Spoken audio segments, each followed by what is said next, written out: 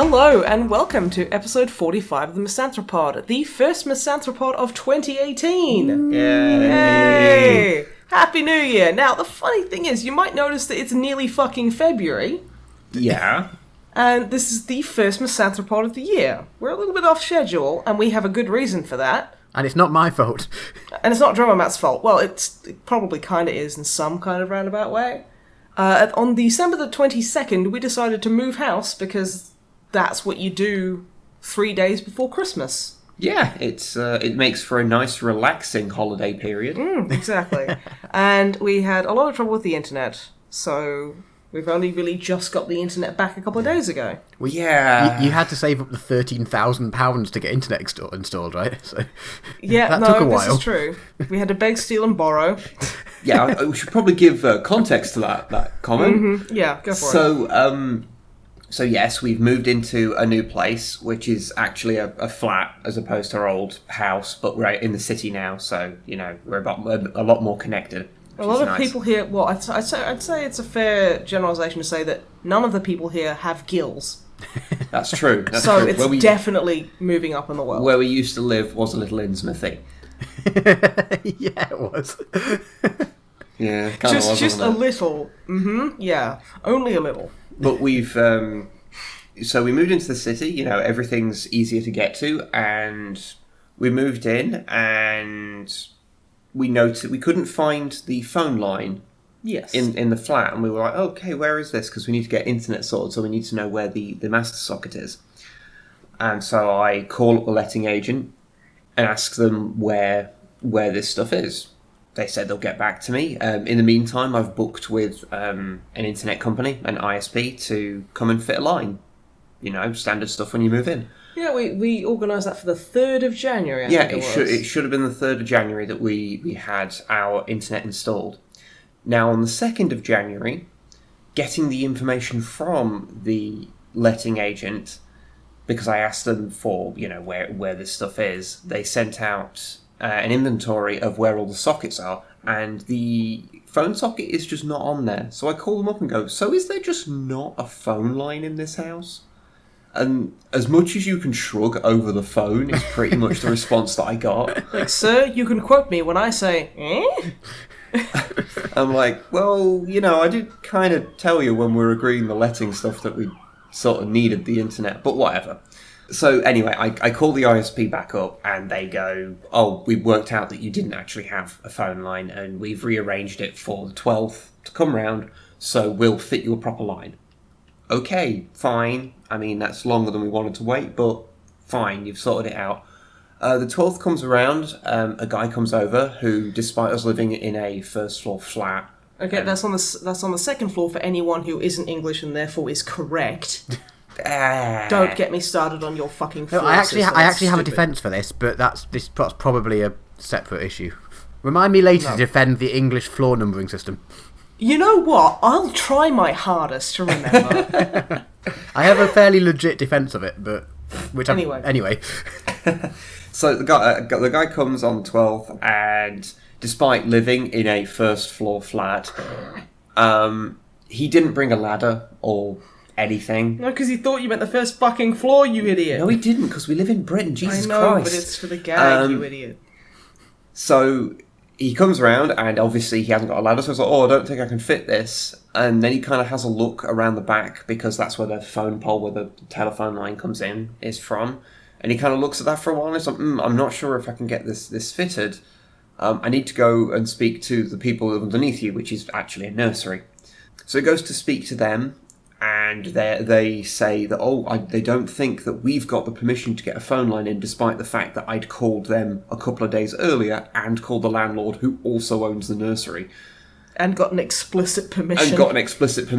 The fucking nursery's like, I don't think they've got permission. It's like, But anyway, the guy says, "Oh yeah, I need to get in a team to fit this because it's just too awkward." And we're like, "Okay, fine, I think sure." it was like, "Oh, but first I need to get an opinion from a different company's installer." So they go and grab some other an engineer from a different company. I don't think it was from a different company. That's what the guy was saying. I think they were just both people from BT OpenReach. Well, shit. Okay. But yeah, so he gets another guy in, and they just spend like an hour and a half just looking at the flat. Yeah, we're looking out the window. I got to make a cup of tea, and they just stood there, kind of staring at the back window. And I'm like, "Oh, hi guys." Like, they don't speak to us or anything. They're just staring at the flat for an extended period of time. You want a cup it's really of weird. tea? Should I throw you some biscuits down? What the fuck are you doing? And then they spend half an hour at the back, just staring in the window, and then they go and hang out at the front, just I don't know, maybe they were dogging or something, just pissing about in their cars. And it's that's fine, but it's maybe just I don't know, smoke signals or something, or not just shout up the intercom. "Oh, this is happening, please." So, a couple of days after, another guy shows up for no apparent reason, we were not told that he was going to arrive, to try and fit the line again. Okay, sure, would have been nice if you told us, but so he has a look around, initially is really hopeful and says, "Oh yeah, I can fit this." No, he comes up with the biggest fucking erection and swagger, just swinging it around the flat, being like, "Can't be that difficult." Looks out the window and goes, "Oh shit, it is that difficult." And we're like, "Yeah, mate." Okay. You can just hear the sound of the erection.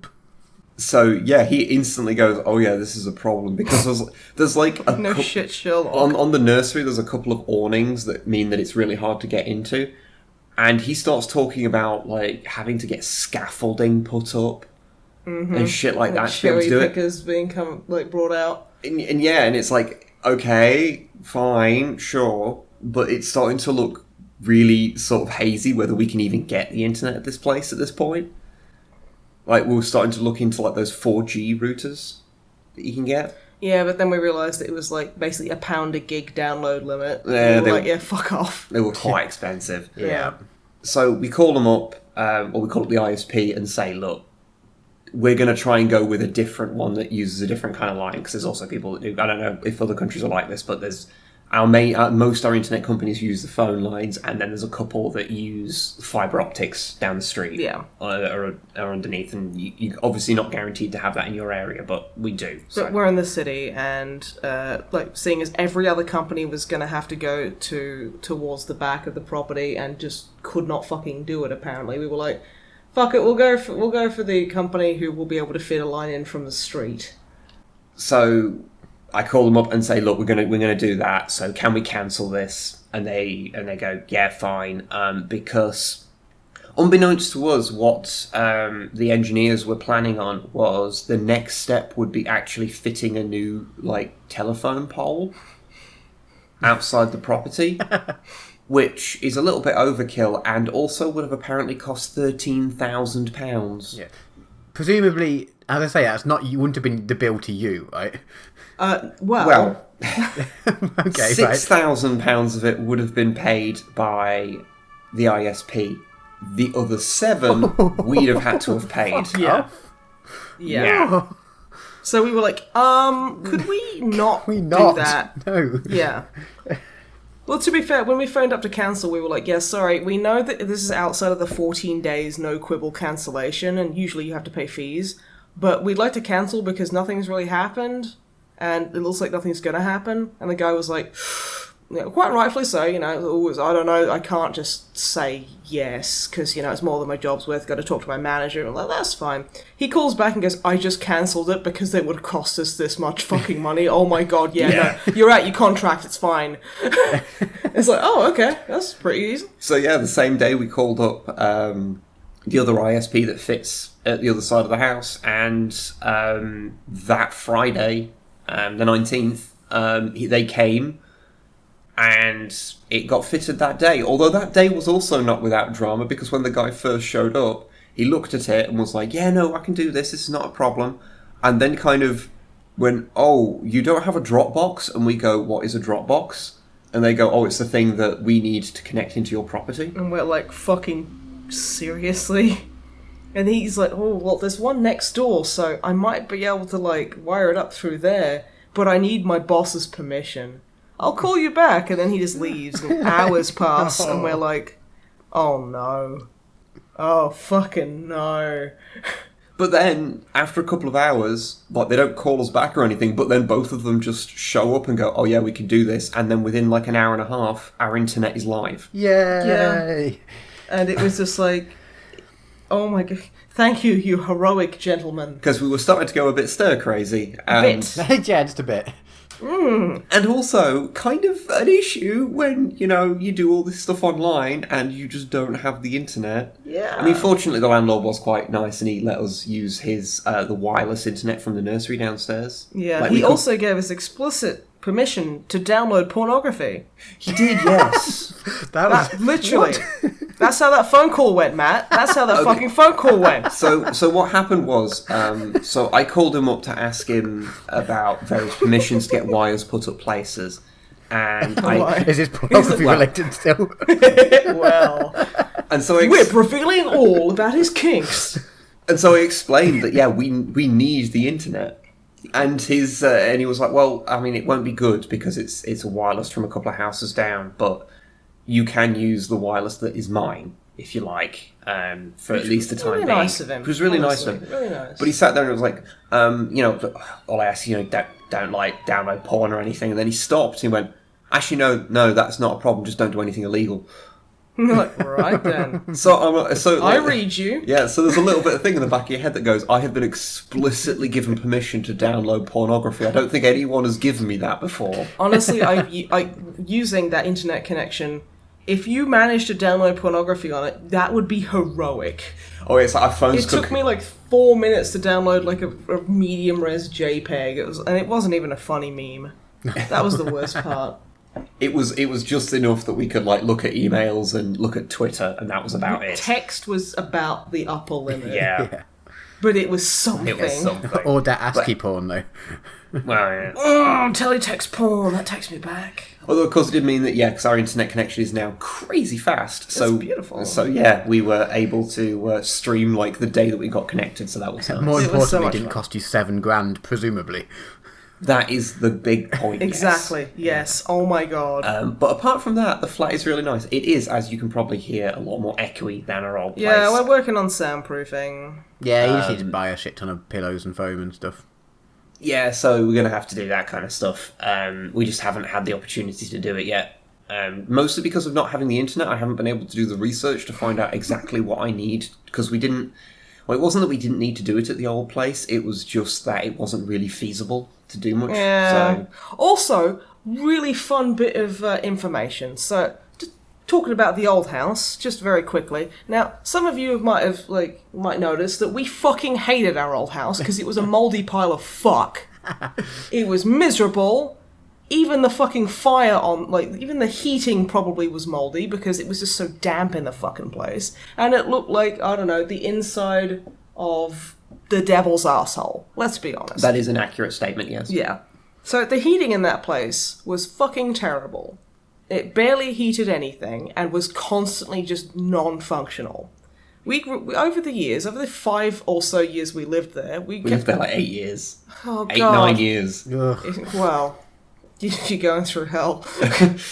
But yeah, we lived there for too fucking long, and we kept telling the landlord that, hey, mate, this heating system sucks. And he'd be like, I've got this in all these other houses, because he owned like 20 plus houses. And he was like, I've got this in all my other houses, and no one else complains. And we're like, that's great, but this is fucked. And he just never paid attention. On the day that we went to give the keys back, I kind of wish I'd gone, because, what was it, like, he was like, oh, I'll put the heating on to get the damp out. Yeah, so his bright idea was, because he wasn't able to do anything with the property until like March, and obviously it's going to be fucking cold in there because it's an old terraced house, and It's those just things... a piece of shit anyway. The double glazing isn't fitted properly, so there's always a fucking draft, and it's just horrible. So they often let in damp and stuff. He was like, oh, well, I'll put the heating on. And I was like, well, good luck getting it to work, because the problem with that heating was that it had a wireless thing on it that was how you turned it off and on. And that would just desync all the time. And would only take certain batteries. The expensive kind. And only it knew the rules as to what kinds of batteries it would accept. Mm-hmm. So and the most recent time was the worst it has ever been. I tried about 5 or 6 different expensive types of batteries. And it's just decided that it's too much of a connoisseur for them now. And so I couldn't get it to turn on. And so he was under the house trying to turn this on, getting angrier and angrier with it. And I'm like, yeah, it's always been like this, mate. Yes, suffer, bench. Then the interesting part was that he went, oh no, so what I'll do is I'll just put the gas fire on for months. What? Yeah, months in this fuck old house. And think that one tiny gas fire that could only just about heat the area around that gas There's fire. like a 5-foot radius where if you stood there, it would be warm. But if you left that fucking radius, you would be frozen. So he's going to leave that on to apparently heat the whole house. So the good news is, our old house has burned down. No, it will fucking burn down. Yeah. Well, it's either going to burn down or it will get so mouldy and damp in there because if it couldn't heat one room, it's not heating the whole house. Yeah. Then the actual fire itself is going to get mouldy somehow. In that house, I believe it's possible. Like, you will see flames with green tinges as the rot sets in. No, yeah. We have Christ. discovered that a mold so permeating it can form on fire. But yeah, so that's the whole thing, and yeah, obviously we're moved now. Much better. We're much happier in this place Because it's an actual house for people. Well, it's a flat. Okay, it's a flat for people. Obviously, usual problems with flats, but it's an improvement of where we were, so that's all good. Yeah, and we have the internet back, so now we can stop talking about this. I'm sure everyone wants to know about our moving house problems. Like, we're a couple of old people having tea with you. Hey, come on, we've got to be allowed to complain somewhere. Yeah, but we do it all the time. Twitter is only contains me so much. Okay, that's fair. That's fair. I just realised that I didn't ask you, lovely gentlemen, how you are. Oh yeah, that's how we are usually you? start. Yeah. How are you, Wib? I'm okay. You also you didn't introduce us either, so Okay. new viewers are both confused by everything. They don't even know who we are. Okay, I'm Snipe. I'm Webb. Hello. Drama Matt, this is where you introduce yourself. Oh, I was waiting for a nice introduction from you. Okay, and then there's the lovely master of percussion. Oh yes, the drummer Matt himself. Yes, the drummer Matt himself. How are you today, Wib? I am okay. How is drummer Matt today? I is good.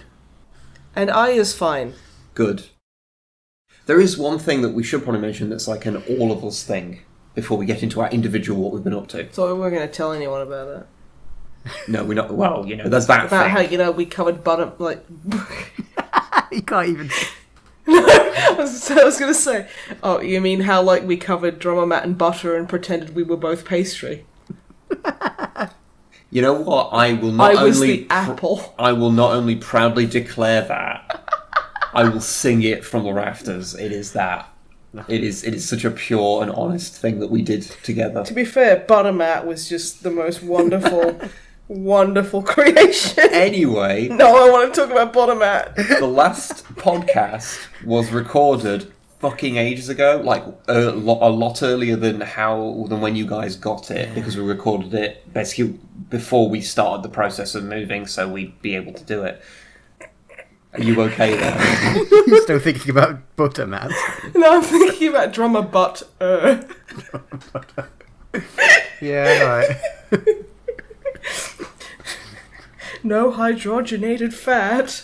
Anyway, let's get Drummer butt spread straight from the fridge because he's a slut. this thing back He'll on rails. spread from anywhere. Fucking hell. No added salt. I will not Not sit initially, here. anyway. I will not sit here and have you slut shame our friend like this. But that's his kink. She's not slut shaming, she's butt shaming.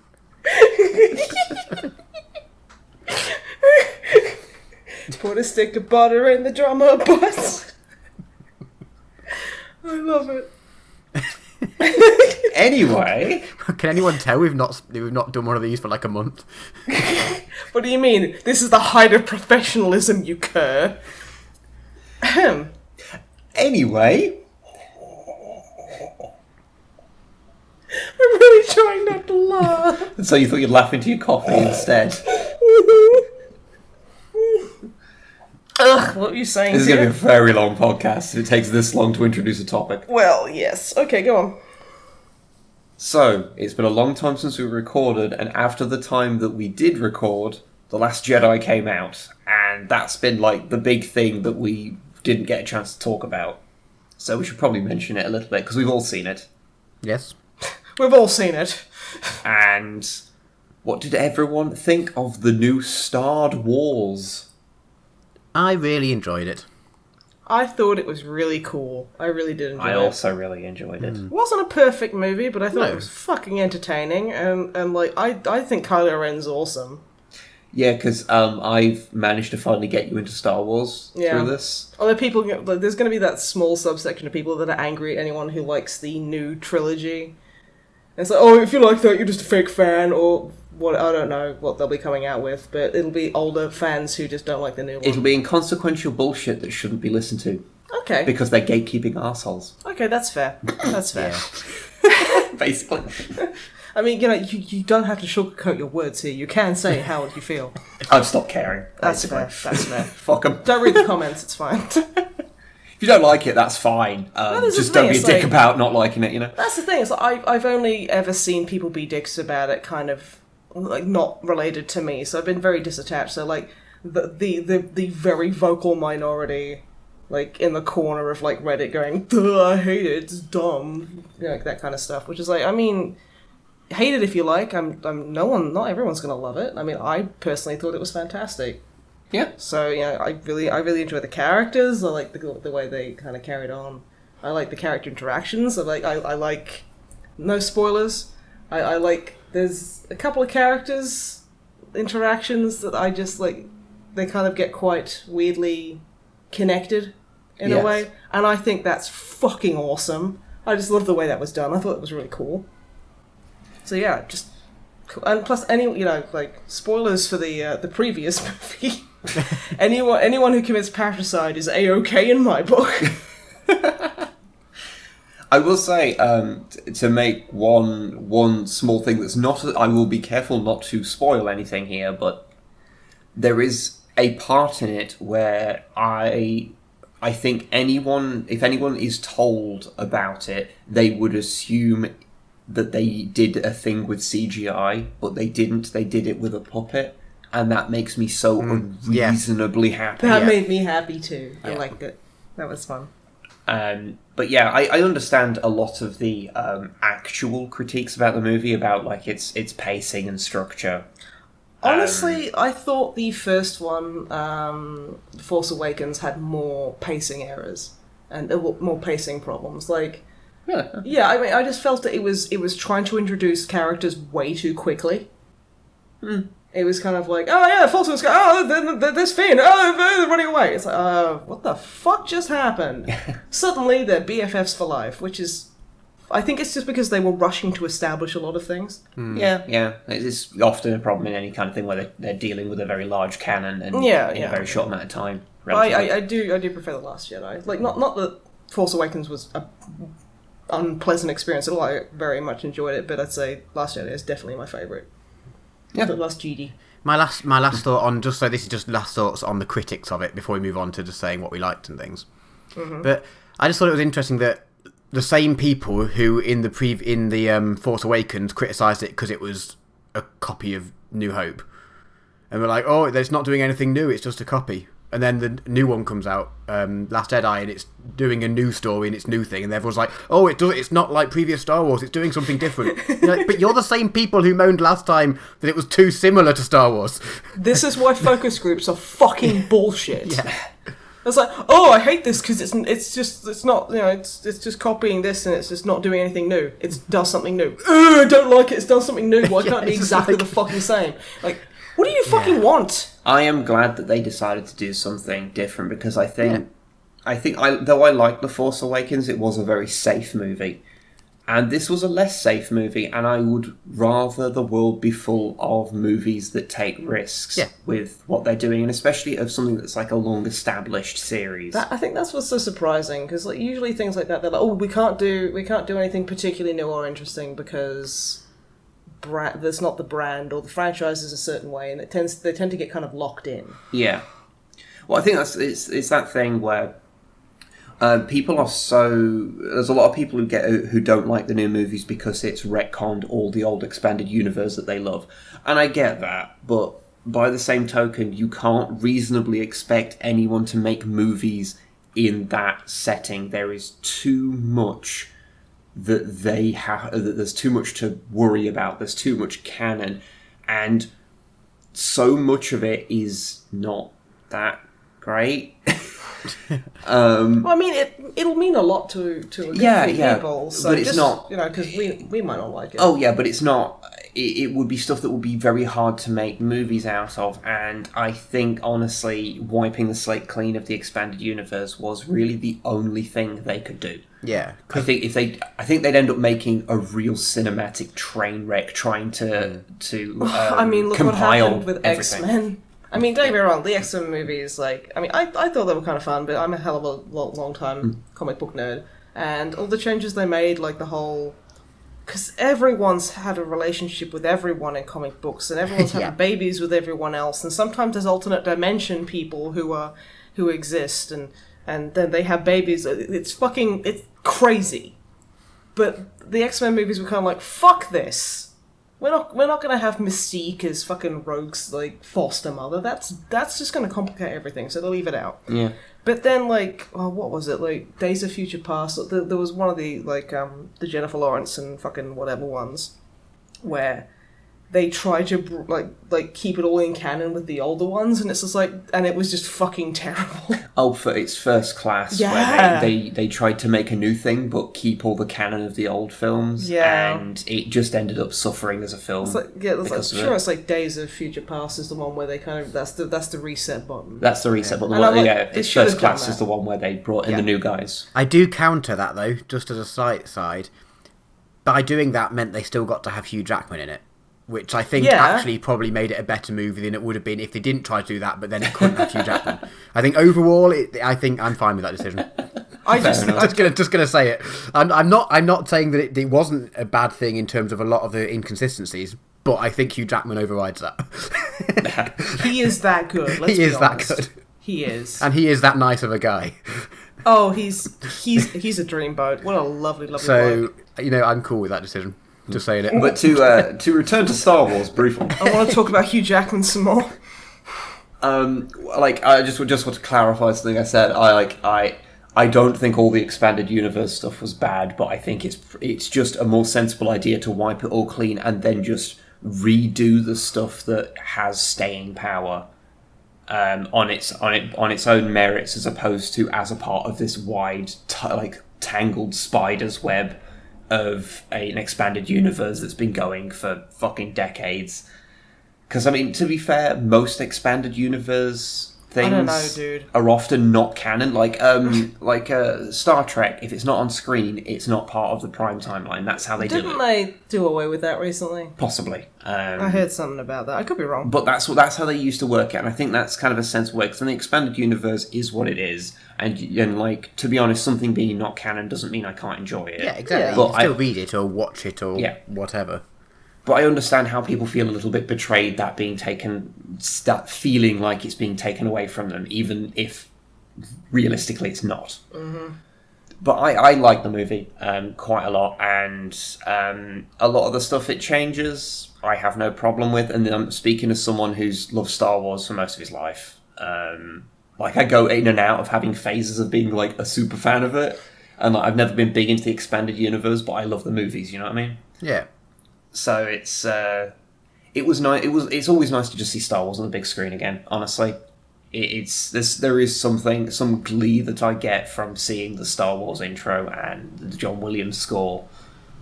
There's something about that makes me be a 7-year-old again, and it's nice to have something to not be cynical about. Yeah. For at least 5 minutes. For a few minutes at least, Yeah, I saw it. So when I saw it, it came out in France, I think on the Wednesday. I can't actually remember the date, but it came out on the Wednesday, and then it came out in the UK on the Thursday, and then it came out in the US on the Friday. So British people could see it before Americans, and I saw it before British people, so I was quite pleased with myself. Right. Thanks, Brexit. But I saw it purely because the cinema was cheaper before midday. I saw the like 10:30 first showing of the day on the day it came out, showing of it.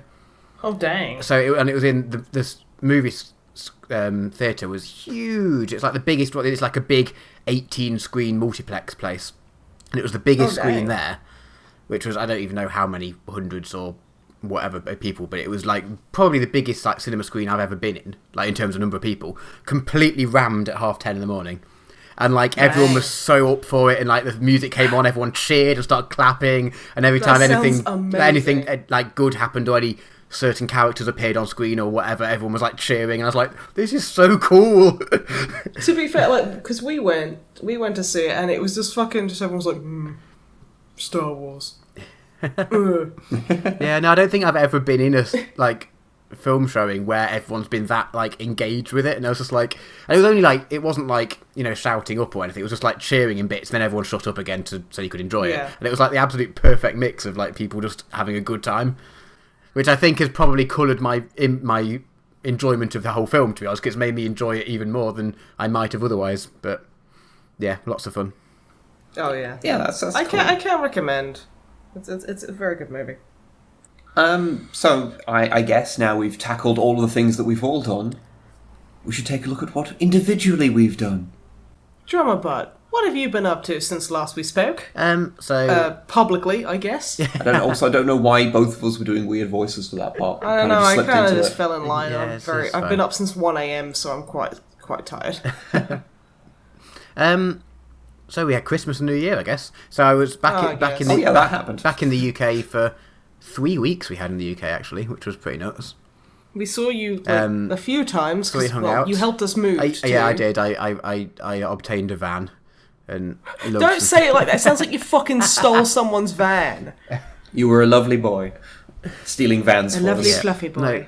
No, managed to persuade my dad to come along for the ride as well, to help me lift him some boxes and stuff. So your poor dad was so angry. I was like, "So, Dad, do you fancy doing a favour?" And he was like, "Why? What?" I was like, "Well, do you fancy getting up early in the morning and coming and lifting up some furniture for me?" And he's like, "All right." And I was like, "Really?" Well, I was like, okay. No, I hate you, son. I have no son. Well, I have two, but I don't have a third one. Well, I mean, then I told him where you used to live, and he changed his mind, and then I had to persuade him back. Honestly, that makes complete sense to me. No, that didn't actually happen. But no, so that was... I like driving vans, so the horror of having to lift up boxes for a whole day is like completely counteracted by getting to drive a van about, so... We used to have a band van. Or, well, me and Ruth used to have a van, which became the band van, which you've probably mentioned on here before. And we sold him when we moved to France, and I'm really sad. So just driving a van for a little bit is good. That was our Christmas present to you, letting you rent a van for us. Yes, exactly. We are kind, generous people. But it was great. We got to hang out quite a lot. I saw you every day for the first week you were in your flat. I think I was in your flat as much as you guys. Yeah, because I kept being like, good. "Oh, I need to go I want to go pick up a new Discworld book or something. Oh, they're only just down the road. I'll just pop over to their house and grab it." And stuff. So I think, you might have got fed up with me. Not at all, dude. It was awesome. No. But we did. I mean, we had a in-person D&D session, which I'm sure we'll talk about later on. We will. But we also had an in-person games night with Dicko as well. Yeah. Where we played. I don't know if we spoke about it on the podcast. We spoke board games, I think, at some point. But I can't remember if we spoke about Betrayal, because it's an excellent game. Betrayal at House on the Hill. Yeah. Is that it? Because I always get the name wrong. There's too few V's in it. Yeah. It's a really stupid name, but it's a really fun board game, honestly. It's great fun. The way it goes is you all pick, an investigator who has certain stats. You have sanity and speed and health and stuff like that, and you all have to enter this house. So it's it's tile based. So you put down the main square, which is always the entrance to the house, and then at the start of the go, or whenever you move, because your movement points is how many squares you can move, you can go, I'm going to go to the right, which is an unexplored room, and you take a room off the pile and you put it down there, and it can be oh, this is the library. If you end your turn here, blah, blah, blah, or things like that. Certain cards have an omen, and you have to roll dice and hopefully beat the number of omens you have. Otherwise, the haunting begins. The haunting is where I think whoever causes... Is it whoever causes depending on who caused the haunting to start and what room they're in and what item they found when they caused it. It's like one of, I think, 50, and then there's an expansion box with more. Like, haunts happen, so there's like, it could be ghosts or zombies, or the house starts collapsing into the void, or Cthulhu things happen, or there's like 50 different scenarios that happen. So like every time you play the game, it's a different haunting. Yeah, and then like, depending on what room, what item, so it tells you who's going to be the betrayer.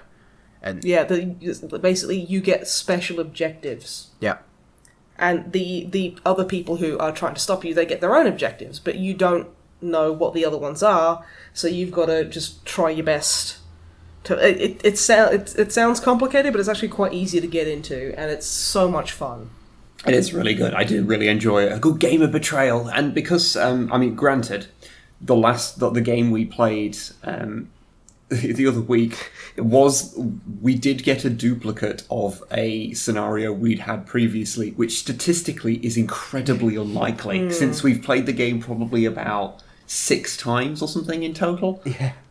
To get a duplicate, it shouldn't happen, because there's like 50 odd or something. And especially because this was playing with the expansions, it was even more. Yeah. But yeah, so... I mean, to be fair, just say the rules, if you happen to get a duplicate, you can just choose a different one. Yeah. But still, it is a very cool game. I do enjoy if you're it into board games, I highly suggest checking it out. We actually played, speaking of like board game stuff, we played Flux. Okay. The first I played time. Firefly Flux. Me and Ruth played that in one of the board game cafes, which is now 15-minute walk from your house, possibly. Well, yes. Dang. No, we played it at Zoe's house because she took us to IKEA because she gets like psycho interested in IKEA. Oh yeah, me too. I'm with Zoe on this. IKEA is great. Yeah. And she was like, "Oh no," because she lives like a city over, and she was like, "If you want to go to IKEA, just let us know, and I'll take you down." I'm like, "Oh, thank you." She's like, "No, this is a selfish act. Don't think I'm being altruistic. This is a purely selfish act. I fucking love IKEA." And I was like, "Okay, Zoe, that's fine." So we went, and she was talking about Firefly Flux, and she was like, "Oh, I wish I brought it because I had a game." And I was like, "It's a shame, but we'll figure it out." She's like, "Oh, but we are 10 minutes from my house." And I'm like, "Oh." She's like, "We could just go and play." I'm like, "Yes." So we went and played Firefly Flux. Yeah, I like Flux. There's like a billion versions of it. Yeah. So whichever your particular niche or fetish, you can get a Flux for you. She had Stoner Flux as well. Okay. Which is just like, fair enough, okay. But we played the Firefly one. But yeah, if you don't know about it, Flux is a card game which starts off with some very basic rules, and part of the game is you keep adding rules to it. So you'll have to draw more cards, or you have to place more cards per turn, or there's like a limit on your hand. Yes, I remember. And then like the final objective of the game changes as you play it as well. Yeah. It's well, there can be 2 final objectives. Or what will normally happen is you'll have everything set up on your turn, when your turn comes around, to actually win the game, and then some fucker changes the rules, and you're like, "Oh, now all my cards are useless." Mm-hmm. Yeah. That's the way it goes. But it's really fun and pretty easy to pick up, because sometimes when you get beyond the basics of like board games and stuff, you get beyond your monopolies and such, sometimes rules can get a little convoluted and hard to pick up. Yeah. But the Firefly board game is tricky. The Game of Thrones board game's pretty tricky. Well, the Game of Thrones one's interesting because it's tricky to start with, but then actually you all play together. Like you all, it's not like your turn then the next person's turn. You all do your turn at the same time, and actually the turns after the first turn, everyone's got their head around it. It gets a lot quicker. Yeah. I will say the hardest part of that game is physically fighting anyone else for House Stark. No, the hardest part is getting enough people to make it function. It's without going into details on it. Yeah, it's basically the map of Westeros. You play as the 6 main houses as of the opening season, and then it's kind of Risk-esque, and you're just trying to take control of more castles and more land. But if there isn't, for every house that there isn't a person for, it's just NPC controlled, and they don't do anything apart from you can attack them, but they're a lot easier to attack than a person. So if you're playing 5 players, whoever starts next to the empty land immediately gets a load of land for free. So if you're not playing with 6, it's a bit tricky. And finding 6 people willing to play a, at best, 3-hour game. At worst, I think we spent 5 or 6 on it at one time. Yeah, we spent a long-ass time on that game. There's a limited number of pretty hardcore board game and Game of Thrones nerds willing to play. Actually, nobody got naked. Is this because people get naked a lot in Game of Thrones? Yes. Oh, okay. That's the joke. Okay. I just wanted to make sure that was what you were going for, because I wasn't sure. Making sure and confirming my intent, that makes it funnier. Oh, yeah. But on a non-getting naked and playing board games note, on a merely playing board games note, before we move on to what else you've been up to, Matt, I would like to just put out a quick question to anyone who's listening to this. Would you get naked and play a board game? Well, I mean, Snakes and Ladders, obviously. Snakes and Ladders is fucking hot. I don't care what you say. There's the Snake Eater theme. Going up and down, up and down, up and down. It's just inherently Increase sexual. that grip strength, Snake. Anyway. I have to sit on my hands. Sit on Snake's hands. He's got the grip strength. Can we move on from the sexiness? Because I'm going to be talking about my family for a second. Oh, I was going to make a gross joke, but no. Yeah. Thank you for not. You're welcome. So let's do a Christmas present, just so we're clear. Because I moved a lot closer to my family, and I've been talking about doing a board game thing, maybe every week every or so. couple of weeks. Every couple of weeks. Yeah, kind of just because when we moved, we kind of we popped over and we played Monopoly with them.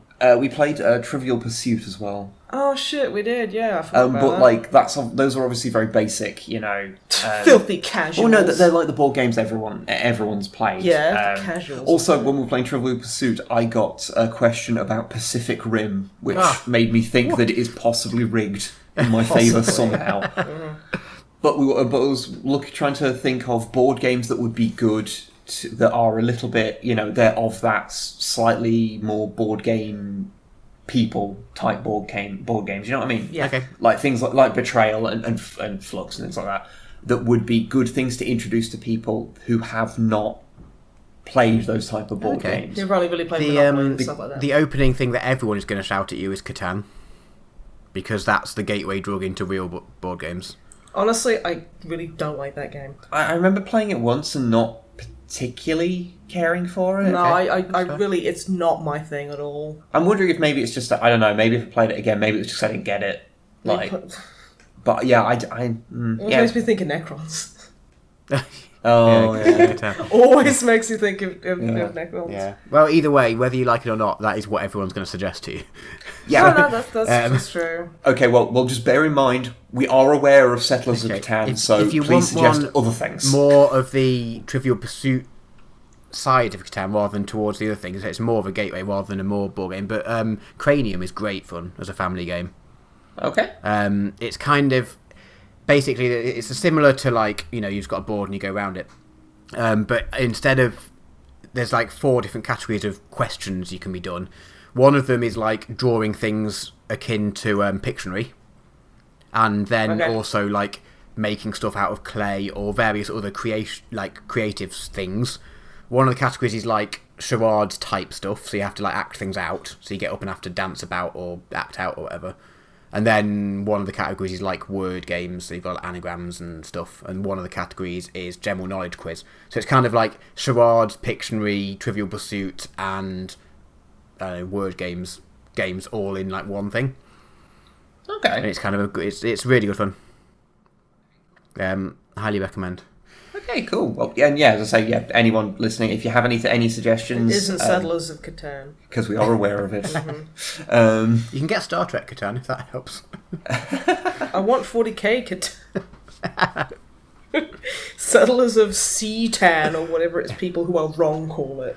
Oh yeah. Yeah, you've just got to absorb the fucking souls of people into metal chassis, and then you win. You have to trick a world into replacing their organic bodies, yes. Which is possibly not canon anymore, because I completely forget what the new canon for Necrons are. I don't fucking care. But yeah, what else have you been up to, man? Well, I mean, I've played another board game. If we're on a board game, Hey, sure. Very quickly on this, in case no one cares about board games. It's all fucking shit right now, isn't it? We played. What was it called? It was Flamme Rouge, I think it was called. We played it. We played it in English. It's just got a French name for some reason. But it's based off like Tour de France type cycling races. And that makes it sound really boring. But the art is amazing. Does. The art looks like 1900s, 1930s, whenever like drawings of like cyclists. They've all got like good beards and mustaches and things. And then you basically just have to. You've got like a deck of how fast your dudes can go, and you have to like basically pace yourself because you draw them randomly, and some of your cards are high and some are low. And if you use your high ones all at the start, you get more tired, and it's. I'm gonna be honest with you, Matt. It sounds dull. If they removed all the people on bikes and put chocobos in it, I was literally just thinking that it would work with. Then I'd be like, you could definitely chocobo racing. But it's like it's so simple. All you do, you've got like a deck of like 10 cards, and you draw 4 of them, and pick one and discard the other 3, and then do that until your deck of 10's run out. Then shuffle the ones you haven't used. So eventually, you've got to use all 10 cards. Or however many it is, I can't remember. But then, like, if you use your fast ones at the start, there's bonuses of being at the front because you can't get held up by people. But you get exhaustion cards in because you're at the front, so you're like breaking, like don't get to like drift behind people and things. And it's like it's such a simple game, but it's like somehow managed to capture like so many complicated aspects of like a race. Yeah, I really enjoyed it, and it was so simple. Again, just replace it with pictures of chocobos. Yeah, you could definitely do a reskinned version with the chocobos, most definitely. Oh, and also, before anyone comments going, actually, it's pronounced chocobo, you're fucking wrong. Go and eat some chocolate and calm the fuck down. Oh, the canonical pronunciation of it is chocobo. No, it's I think not. You mean the massively fucking incorrect pronunciation. And every single person I know pronounced it chocobo when it was just text because it looks so close to the word chocolate, and you don't say chocolate. No, I'm going to go get myself some chocolate milk. Would you like some chocolate milk? Even if you don't know what chocolate is and you've never seen that word before, that's just how you pronounce those words in that order. Those letters in that order. Don't get me fucking started. I know I started this, but don't get me started on the pronunciation of Final Fantasy characters' names, because I will fucking explode. Yuffie should be pronounced Yuffie. I don't care what you say. There's 2 Fs. There's 2 fucking Fs. Wow, I didn't realise how much pronunciations in this universe were not right. Yeah, I know. Oh, in fairness, canonically, Tifa's name is Tifa. Right? Yeah, but also canonically, there's chocobos, and canonically it's Yuffie. Well, yeah. Okay. But anyway. Okay, moving on from board games. Yeah, my favourite protagonist is Cloud. I love Cloud. He's great. Or Squoal. Squoal is also pretty good. Squall Leon Hat. Leon the Hat. He's my... Yeah, okay. Fucking... Suck my dick. Fucking so angry about this shit. Alright, okay, moving on. Yes. Because I'm sure people want to hear from you guys rather than me. Honestly, I think that's the only reason that people tune in is because of your dulcet tones and wonderful temperament. Maybe. And calling us nerds. I have no right to call you nerds. Really. This is true. Anyway, so I had a mullet for a while, and then on video games, I played some video games. Okay, you went over that pretty quick because I saw that picture of you with a mullet, and it was literally the best thing I've ever seen. Oh, it was so good. It was powerfully erotic. I spent last year growing my hair just to see if I could. It turns out I can't. It's thinning and balding too quickly to have long hair. So we cut it off, but it seemed a shame to just cut it all off together all at once. So I had a mullet for like 10 minutes. Yeah, but there are photos. There are, and that's what you should attach to the fucking emails. Yeah, if anyone wants to see a photo, email. And what's the email address they should email? Don't forget to email DramaBot at what's that email address? Wib, I forget. Only DramaMatt at snipeandwib@gmail.com. There you go. Best email. It's the worst. It's so bad. I love it. A bit like mullets, really. But I'm not going to send it to everyone. You have to specifically request because I can't be bothered to remember to send it to everyone. I now have a stylish, very tiny baby mohawk. It's like my hair's on the sides. It's like a number 3, and then the mohawk's like a number 6 sort of thing. So it's You can just about see it if you catch the light right. I honestly can't imagine you with a mohawk. Yeah, it's tiny a one. proper baby mohawk. Aww. Bebhawk. But I've taken it onto myself. I was like, right, okay, I need to have played, for every time we record a podcast, I need to have played a new game, because last year was terrible. Because I didn't play any games that came out last year, apart from things that are arguably not games. Well, and if anyone wants to know what that is, listen to the last episode. Yes. That's clever, yeah. Like and subscribe, kids. Like, comment, and subscribe for the best, comment, chat, massively out of date, not really talking about video. What the fuck do we even do here? I don't know. We're talking about board games and moving. It's like, hi, listen to your mum and like a couple of uncles just complain about the horrible facts of life for like an hour. Isn't that what this podcast is anyway? Apart from it's not been as short as an hour for a long time. Yeah, this one's probably going to be quite long, honestly. So yeah, we should probably split up. Sorry. Continue. I played 2 new new to me video games. Pong? No, I played on as recommendations from you guys for both, so you can't mock them. Mm-hmm. I played quite a few hours of the tower defense one. What's that? Something about grid. Oh, defense grid awakening. Yes, I played a fair bit of that, and that is exactly what you expect from a tower defense game, but with some nice extra, It's oddly addictive. It's oddly addictive, and the AI dude's oddly charming. Oh yeah. But yeah, it's if you fancy a tower defense game, it's very satisfying. I just like them. Is it the meteor towers that just launch like bombs miles away? This is not a creative name. No. I what I will say as a strategy for you is do not underestimate the power of a fully upgraded concussion tower.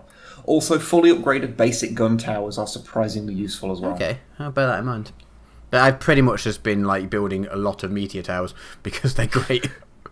It is also fun to watch. That sounds pretty satisfying. I have done a few of the long-winded survival mode versions where I've built somewhere in the region of 40 of those, and you can't see anything. Nice, I haven't gone that far. Because there's so many projectiles going across the screen at any given time, and the explosions are so big from the fully upgraded ones. You just can't see dick. It's great. Awesome. Don't have much more to say on that one though, to be honest. It's a tower defense game. Yeah, it's a good tower defense game. I'll give it that. But it's not dramatically different to a lot of other tower defense games. But that's not a bad thing at all. And also I've been playing The Long Dark. It's got you snagged. Which has genuinely given me neck-ache from cramping up, being cold, even though I'm not cold. It does cold pretty well. It does. It does survival coldness so well. I'm sat in my nice cozy flat, being like, "Why is my neck hurting?" Oh yeah, because I've been hunched over because I feel like I'm cold. It honestly doesn't get me like that, but it's I think it's very good. It's fantastic. All of the sound is right. The kind of the hues. You in snowstorms, you get really low visibility, and it's it does feel super fucking. I've been playing through the story mode. I still have to play through that. Oh, because I thought I'd just start on that, and then I'd do and it's very good. I died on the story mode quite a lot to start with because I just didn't. No, I haven't met a bear yet. Oh, okay. There's lots of wolves around. There's lots of puppies, but they're not too bad. You just don't unless you're carrying raw meat, then they don't like you. But they're not too bad usually, at least in story thing. I haven't met a bear yet, so I guess that's to come. Watch out for them; they're a bit mauly. Yeah, I bet. Yeah. No, I just died of straight up cold to start with because I just didn't quite understand how everything worked and stuff. And I was like, well, it's a story mode. It's saying go to this place, so presumably I've got enough heat reserves or whatever to get to that place. No. No, it just wants you to die. Yeah, it just wants you to die. Yeah, I mean, it does, pardon the pun, twig eventually. But yeah, it is kind of really brutal how it just throws you out in the wilderness and goes, fucking survive, idiot. Well, the story mode does teach you through a few bits and bobs. It does, but I mean, I played it before the story mode was implemented. Yeah, it was literally just, you are in the wilderness. Fucking don't get killed, moron. And I'm like, okay, shit, right. How the fuck do I make fire? But no, I'm glad you're enjoying that, dude. Yeah, it's good fun. Well, no, it's not at all fun. but it's enjoyable to terrifying. play, but it's not fun. Engaging. It's stressful It's to very play. stressful, but very engaging. Yeah.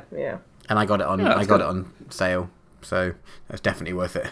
Yeah. And I have I'm various other. So my aim for this year is to actually, because like last year, I didn't mention I also played like all 3 Mass Effects last year when we spoke about games I played. So that was where a lot of my gameplay time went. That is a fairly Which big does time actually sink. explain why I didn't play that many different games. Yeah, this is very true. Because I literally played through all 3 of them. So that's a post-emptive defence. But this year I'm going to be better and play like short, like Tower Defence Grid. I can just play for like a few hours, and then I feel like I don't have to like sink hundreds of hours into it, and then I've got time to play other things.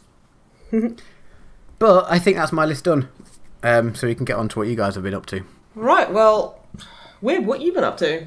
A few bits and pieces, because obviously we've not had the internet for most of it, so I've been sort of falling back on a lot of things that I've either been meaning to do or just sort of are good time sinks, I guess.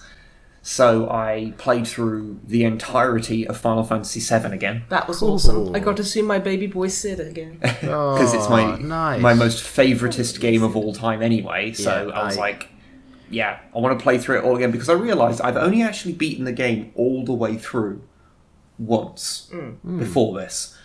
I'd played the first handful of hours of it countless times, and I'd played the end section of it countless times because I'd beaten it so many different permutations. You can't, you beat the game, you can't go back into it. It's like, no, you're fucking done. So So- you always save it just before the final crater. Yeah. And then you piss about for 300 hours playing Chocobo Racing. So I thought, yeah, let's give that a go. And so yeah, I played through the entirety of it again. Nice. I sort of played through it in a slightly less completionist way that I did the first time through, because the first time I played through it, I did it with a guide and did everything. I got Knights of the Round. I think the only thing left for me to do in the entire game, apart from actually use Ares or Kaseth, Yeah, fuck those guys. was to beat the Ruby Weapon, and that's the I only thing I hadn't tried. done. I tried for about 3 months to really try and beat that thing. And I'm surprised I had any controllers left. Yeah, I That is such bullshit. I could know never- it's meant to be, but... Yeah, I could never get how you beat that. But regardless, I decided to go through much less completionist this time. So when I was in certain areas that I knew important things were in, I'd pull the guide out to go, okay, where's this materia that I can't come back for? That's an important bit of materia or whatever. Well, there's a bit near the end where you can get Barrett's final ultimate weapon or final limit break. And it only you were running around because you get his Return of Midgar, isn't it? Yeah, it's when you go back to Midgar. Yeah, and you have to have Barrett in your party. It's before the fight with Hojo. Yeah, to even show it up, so it even shows up, and you're like, oh shit, where is it? And then, quick, get the guide. Where is it? It's not here. It's you have to have Barrett in your party because I had to Google it with mobile data. Yeah. Because it was just nah, with completion's sake, you need to get every character's final weapon. You just do. I did manage that, actually. I even have Ares' final weapon. She ain't gonna need it now. Not that I ever used it, but... Spoilers, oh my god. It's a 20-year-old game. But yeah, so I still think it holds up. I think that because it's a turn-based thing, then the gameplay hasn't aged too badly. I still really like it. I rewatched Advent Children as well because of that. That has you're not an held idiot. up. No. Not that it ever did hold up. It's still bad, but the fight sequence that is the last half of the movie still has a lot of fun spectacle. Oh, no, Sid looks pretty cool in it. You have an obsession. You need to curb that. No, he's a good boy. But yeah, He's so a swell boy. so I did that. That was a lot of fun. Nice. Quick question. yeah. Because I likewise completed it once and didn't ever use a guide. I don't think so. By completed it, I mean didn't 100% it at all. But Did you get Yuffie and Vincent? I honestly can't remember. I played. This is a long time ago. 20 years ago, probably. Well, it came out in '97. Yeah, so. it was probably it wouldn't have been when it was new, but it would have been a year or two old probably. Yeah. No, I don't know. Whatever. Anyway, a long time ago. So I can't really remember it. So it's been on my list of things to replay at some point because, I've heard it's. You hear stories about it being quite good, It is actually pretty good, I would say. Can't remember it enough, and I feel like I deserve to remember it, or the game deserves to be remembered more. Anyway, my question is, roughly how long did you have to invest to get through it? 45 hours. Okay. About. That's not too bad. So it's not the longest game, but it's also not a short game by any stretch of It's RPG territory. What I will say before moving on from Final Fantasy is there is one thing that needs to be mentioned. So I have the old guide for it, the Brady Games guide. Over 1 million copies in print. Yeah. Okay. I also have that one, but my copy is fucking smashed because I nicked it from someone at school, I think. They lent it to me and I just... never gave it back. I left school and went to college instead. But in that, aside from the fact that as a guide, it is occasionally fucking terrible and just is objectively wrong about a couple of things. What was it? There was that one where you're chasing the weird, guy in the temple? You've got to, go through, the door, the bunch of cave entrances and you pop out in different places. And half of them, were just wrong. If you go in this one, you'll come out this one. Fuck off, dude. Oh, yeah, I think it said that they were the wrong... It was printed that they were the wrong way round. It was weird. And sometimes Also, it will give you directions that are the opposite of what they actually are. Also, Kate Sith's ultimate weapon in the weapon list is just a completely different name. Yeah. Instead of, what was it, HP something? It's HP Shout. HP Shout. HP Source. It was some... HP Source. Every time I see that when I'm shopping, I think of you. Every single fucking time. Fucking arsehole. But the part that is really good about that guide is that... You just remembered, I haven't just you? remembered, yeah. So in the limit breaks, I think it's the ones for Ares. Ares, I think, red, and not Cloud. I think it is just for Ares that this particular player has it, or maybe it's not. It doesn't matter. But on that page where it shows off all the limit breaks, they've got screenshots. Now, the screenshots for most of them are just what you'd expect, just regular screenshots of the game, but they got them from a different person for a couple of them. And they have custom names for their characters that obviously got past the editors. Okay. Yeah. So they kind of stand out to you as well, because instead of the standard blue gradient, because you can change your gradient, they've gone for this shitty kind of black and white gradient. Yeah, it's horrible looking. It's just so it kind of leaps it out the page at you. But the one for Cloud is smooth. Yeah, that's Cloud's note. Cloud is smooth. For Red 13, it's red infinity symbol. Yeah. Instead of Ares, it's Biatch. Nice. Yeah, it's just which is a thing, I guess. It's this is the official strategy guide. And they have Ares down there as Biatch. It's okay. Final Fantasy VII, good. I like it. My favourite game. Still like it. Sid is Did you play it on? Have you still got PS1 or did you play the PC version? I didn't have it downloaded, so I played through it on the PS3. Okay, but emulating it. It upscales a little. I realised that there are literally 5 different consoles in this house that can play PS1 games, so I did have a choice of what to play it on. Hang on, so you've got a PS1 and you've got a PS1, which are 2 different consoles. Yeah. The PS1 is mine. Okay. The other PS1 is mine. Okay. Oh no, I think this might be yours. Okay, there. Okay. So the consoles that are there is the PS3. Yeah. There is the PS2. Yeah. There is my PlayStation 1. Yeah. There is Snipe's PS1. And then there is my other PlayStation 1 that was chipped to play copied games. Okay. No. It was chipped so you could play imported games. Because here at Snipe when we play, we don't support anything to do with piracy. Piracy harms consumers and everyone else. They're horrible. Don't pirate things. We did it for imported games, I swear. It's a very old console from when I was a kid. I think there's probably I'm probably not counted as being culpable for this. No, that's fair. That's fair. Our parents should have known better, really. Technically, also emulating it on the PC as well. So there's 6 different devices in the house that can play I've got the Steam version. But I have no idea if it's a good version or not. It's pretty good. It's pretty good. I played the first handful of hours of it, and it's good. pretty good. That's pretty good. good port. Okay, good. I did also find another game to sink a lot of time into as well. Another 40 hours I sunk into another game, which was, they added nuclear reactors to Factorio, you see. Okay, yeah. And the problem was that I wanted to just try them out, so I loaded up my old save. But since when they did all these updates, they changed how Steam generators worked, and it broke all of my power for my huge base that I'd spent 50 hours making, and it was basically impossible to fix before I completely ran out of power. I could fix 2 parts of it before everything just fell apart. All my lasers fell silent. All of my robots stopped repairing, and just the aliens burst through all my walls and started murdering everything. You got high-altitude nuclear detonated. This was before nukes were added to the game, so I couldn't even do that. Yeah. So I was forced... It was terrible to play the game from scratch again to get to a nuclear reactor. So that was another 40 hours of my day. Well, my life gone. Nice. Sunk into that with a new big base that is, I've been to space.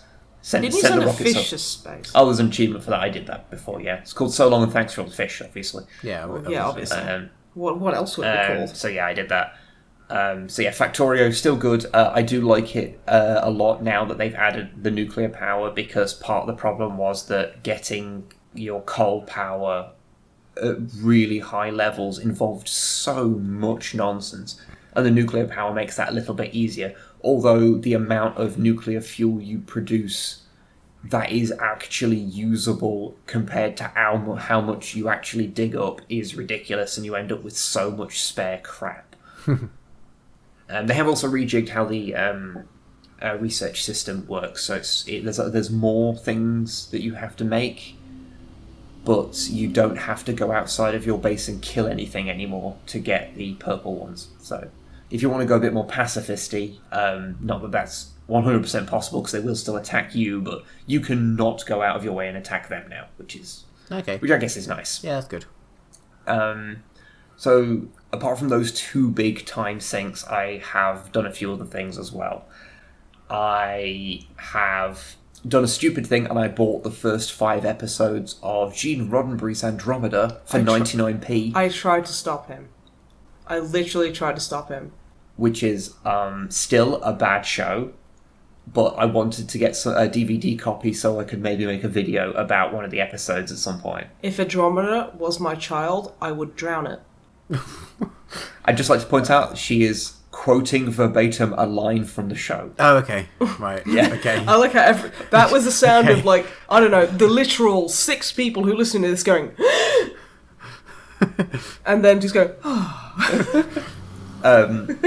But yeah, because I think it's the 3rd episode of the show actually has some really neat ideas that are unfortunately in Andromeda, because it's that was harsh, dude. Even for Andromeda's sake, there's damn. There's a couple of really big problems that really drag the show down. Number 1 being Kevin Sorbo.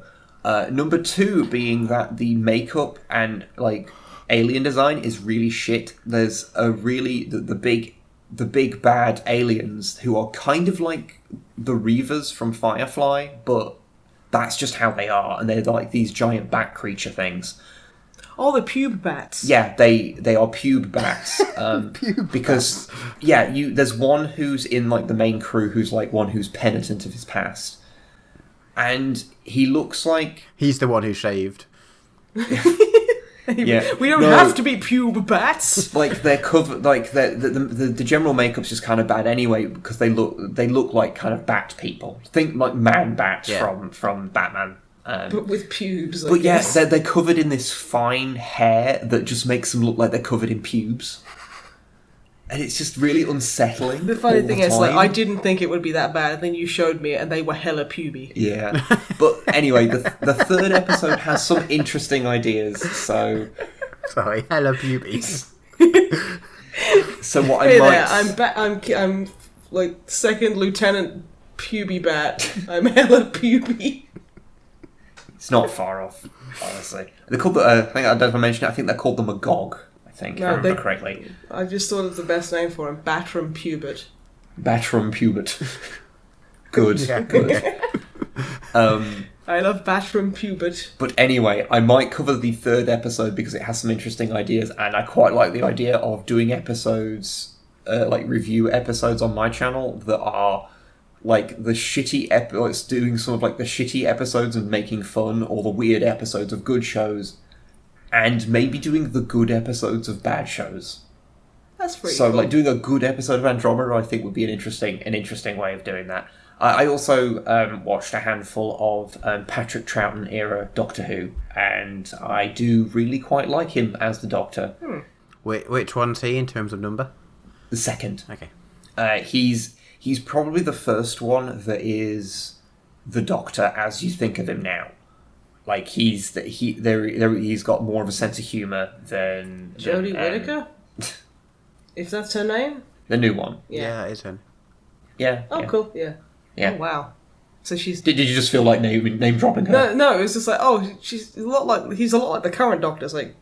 Well, no, I don't mean the current women's? Doctor. I mean how people interpret the Doctor. Oh, like a crotchety old man who's kind No. Of being the slightly eccentric, older, usually, well, nowadays, it's different, but older gentleman who is a lot smarter than he often lets on. Okay. And that's where that kind of thing came from. That he's like the origin of that, and Okay. his chemistry with the companion Jamie, who's like from Scotland in like the Jacobite Wars or something, Jacobite Rebellion. I think that's where he's from.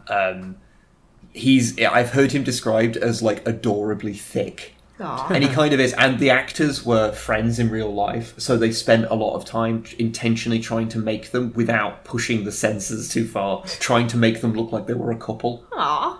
Just because they thought it was because they were good friends, so they just thought that would be a fun joke. That's cute. And yeah, their chemistry comes across quite well, and they have some good moments. So yeah, second Doctor era, what I've seen of it so far, I've quite enjoyed. I also watched the first 2 episodes of Discovery. The new Star Trek Discovery having come back. I know, I was kind of fading in and out of one of them. I won't dwell on it, but I don't know if I mentioned this when they did the bits, when they did the group of them last year at the end of it. I think I might have mentioned something about I'm pretty sure that it's just going to be Mirror Universe bullshit, and I hope it isn't, because Mirror Universe bullshit is the worst. Try not to spoil anything now. But beards. I don't think I saw any beards. Oh, yeah. Honestly, it's not really a spoiler, because it's Whatever. It's so obvious that's what they were about to do, and I was hoping they wouldn't, and then it's just Mirror Universe bullshit, and it's all of the problems with the Mirror Universe as there. When you take it as a narrative device, it's fun in Mirror Mirror, but every time they've gone back to it, all they're trying to do is flesh out this world that on a fundamental level doesn't really make any sense. Like, I mentioned it on Twitter, like, all the ships are named the same thing despite not being from a faction that is based around exploration. They're coming from a faction that is based around war. So having a ship called Discovery doesn't make any sense, But yeah, so that's... I mean, I'll still keep watching, maybe it'll get better, but yeah, it basically has now dived deep into the part of Star Trek that I am the least interested in. So, yeah, that's an issue. And the only other thing I have to mention is, just briefly, because I'll probably bring it up over the course of the next year, is that, Hello, Siren. They're coming to arrest you for talking about Star Trek too much. I talked about it for 2 minutes there. Yeah, that we've recorded. Yes. But you've had your thing of wanting to play more games this year and have something to say, each time. I've decided to get back into reading this year, and more accurately, reading stuff I haven't read before, and especially authors I haven't read before. I have some Witcher books you can borrow. I would like to read one of those. That's one thing I'd like to do this year. Yeah. I recommend to start with The Last Wish. Okay, I'll go for that one. But my goal is to read at least one new book a month. So it's not a lofty goal, it's very easily attainable, especially considering I've already read 2 this year, so... Yeah, that's All right, but that doesn't count. You can't then have a month where you're not reading. If you do more than one a month, you still have to do one a month. Oh yeah, absolutely. Yeah, okay. You can't just like stock up on books. Yeah, you can't read your 12 in January and then just have a year off. I love the idea of like fucking cramming and like speed running books. Yeah, min-maxing my book Min-maxing reading. your book reading. It's like, I read 12 books in January. I need to fucking read, like, that's it. I'm done for the year. Fuck you guys, you chomps reading one book a month. But yeah. As if it's like this government's instated procedure. Well, funny you should say that, because I've read 2 books so far. That is a Robert Rankin book called the Japanese Devilfish Girl, which you're not her. No, you're not the Japanese Devilfish Girl. I could be if you believed in me. Which is, if you've read Robert Rankin, it's more of the same. I've often described him as being like weird high fantasy tales that are usually about very mundane people that is told to you through the medium of a bloke in a pub. So it's a very kind of Britishy take on a lot of things.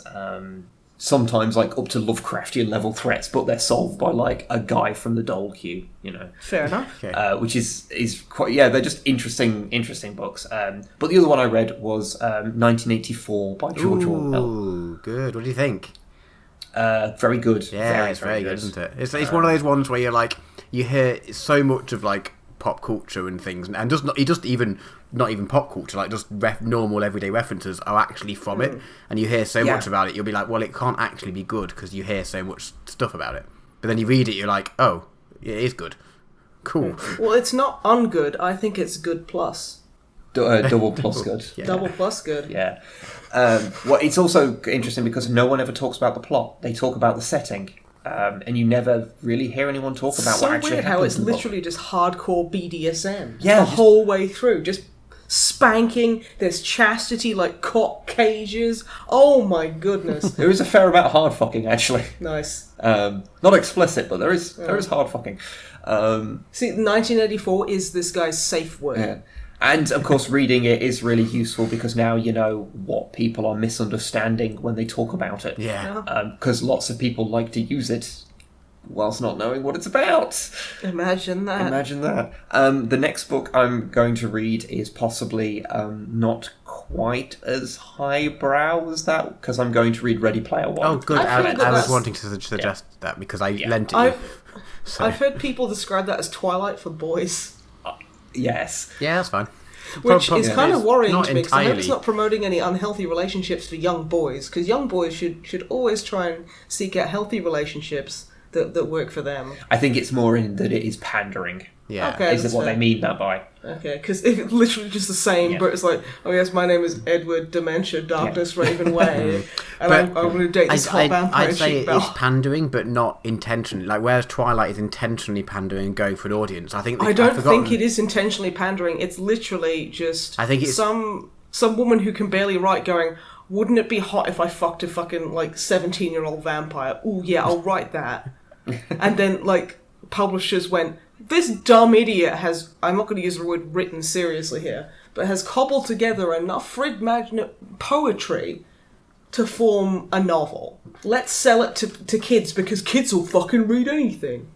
You're not But I'm getting a entirely bit wrong, too yeah. bit too jaded and cynical there. So, Ready Player One. Yeah, so I'm going to give that a read because I want to read a wide variety of things. So, of course, I've already read Robert Rankin books before, but I don't want to just read a lot of new books by authors I'm already familiar with. And I'd like to read a lot of different things. So, I think a thing that is basically based entirely around 80s nostalgia is quite far away from 1984, despite the obvious connection of year.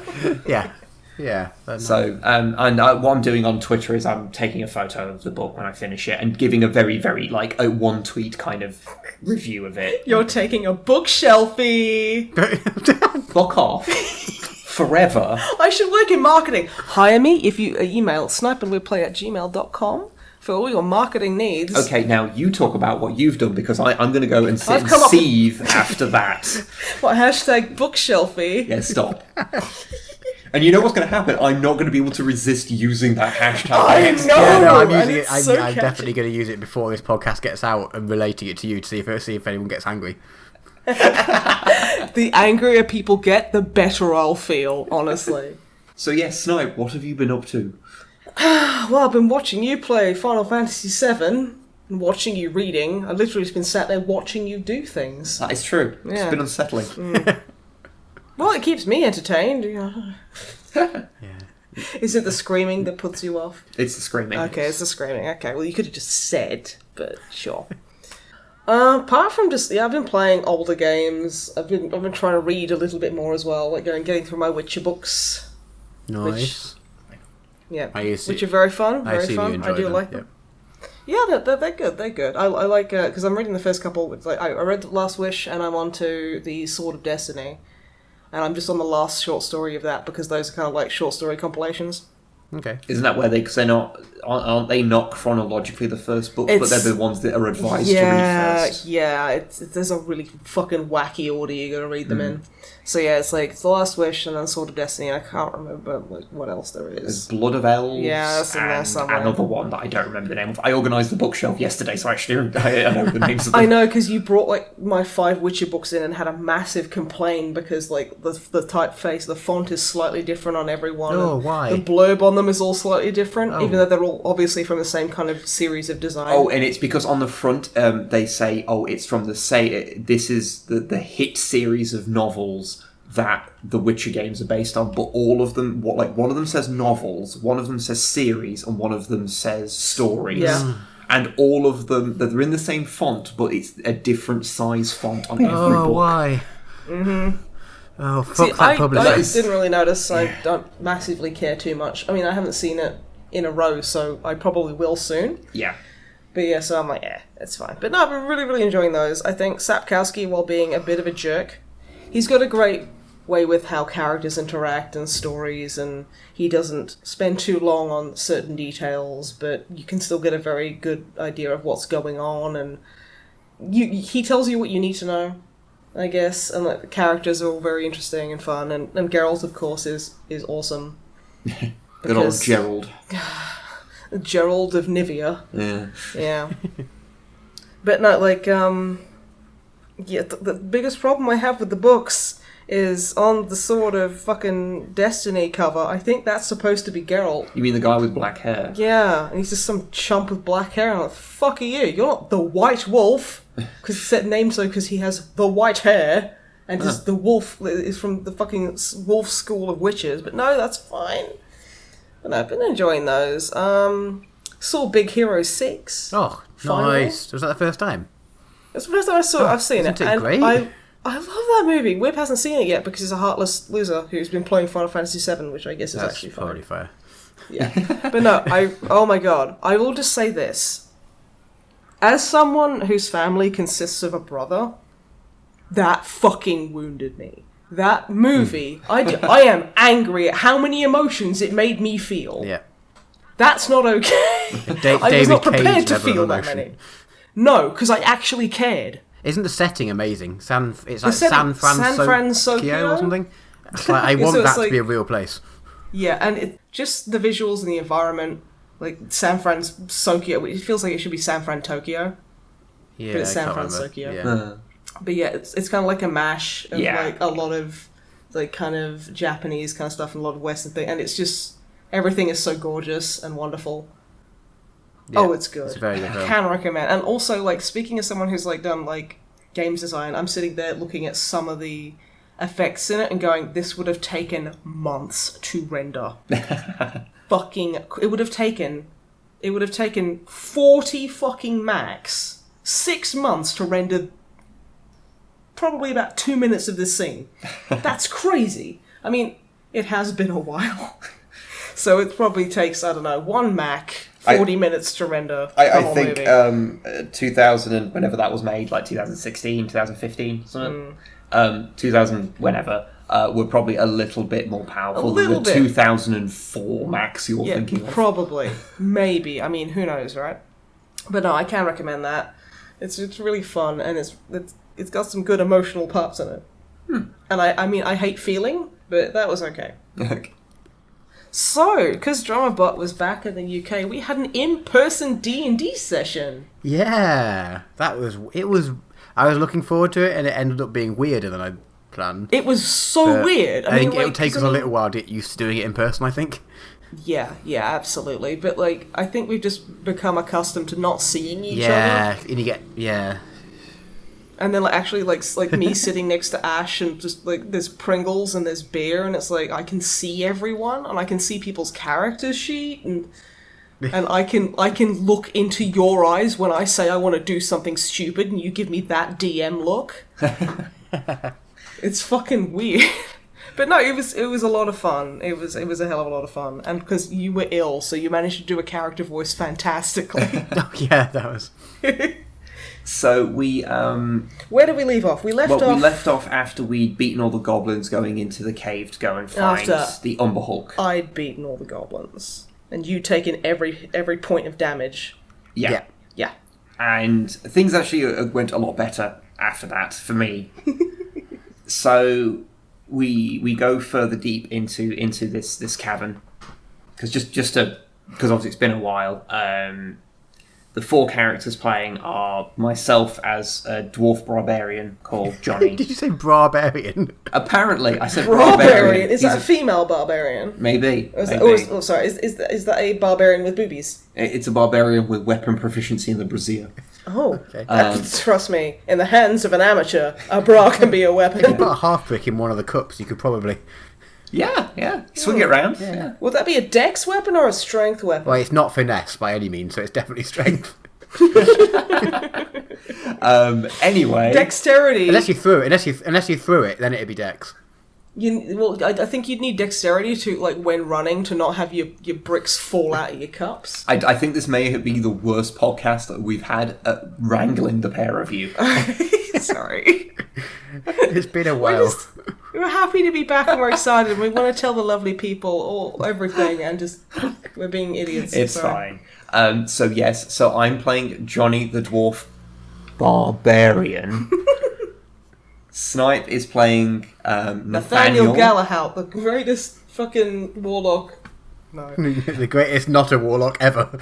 Yeah. Nathaniel Galahad, the self-hating drunken warlock. Yeah. And then we have our friends Ash and Sarah, who are playing, respectively, Talus the rogue, the elven rogue, and who plays the Sora, accordion and won't stop making us sandwiches. Yeah. And Sora, the lightweight dragonborn, wizard, who has no idea about tact. Yeah, who is playing a wizard. And Drummer Matt here is DMing.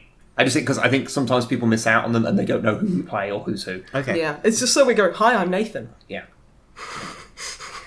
Anyway, so we're descending deep into a cave because we've acquired troll blood, and now we need Umber Hulk saliva to complete a ritual to hopefully rid Nathan of warlockism, because he does not like being a warlock. Well, no, it's that's what I'm going to call it. I'm not, because there are certain other story elements that I'm not going to reveal, because I know that Ash and Sarah listen to this podcast. Okay.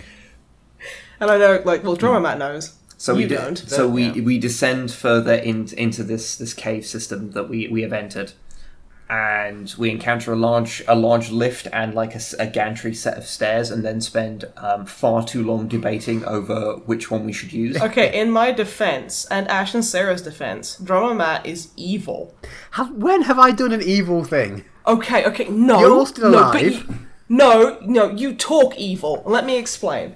So he's like, oh yeah, you come across like in the depths, you come across an old dilapidated looking kind of like manual lift. It looks looking pretty old, pretty dusty, but obviously some people have been through here. There's also a series of very shaky steps that look like you could fucking kill yourself if you go down. Also, if you go down in the elevator, it might just snap and murder you horribly. Which way do you want to go? I'm I mean, those weren't the words he used. No, but it was way better. The implication was, either path, you are fucked. So choose wisely. Yeah. And we were like, oh shit. But anyway, we go down them, and everything's fine. We're going down the gantry, and then we walk through into a large area that's got a huge ravine in it, chasm, and a rope bridge across. A rope bridge. And after that fucking palaver with the lift and the steps, we don't want to go across the rope bridge. Yeah. And then we start seeing some light moving towards us in the darkness, because we're like, light-wise, we're okay, because, well, 2 of us have dark vision, and, well, Sora I think your exact words were, Nathan doesn't matter.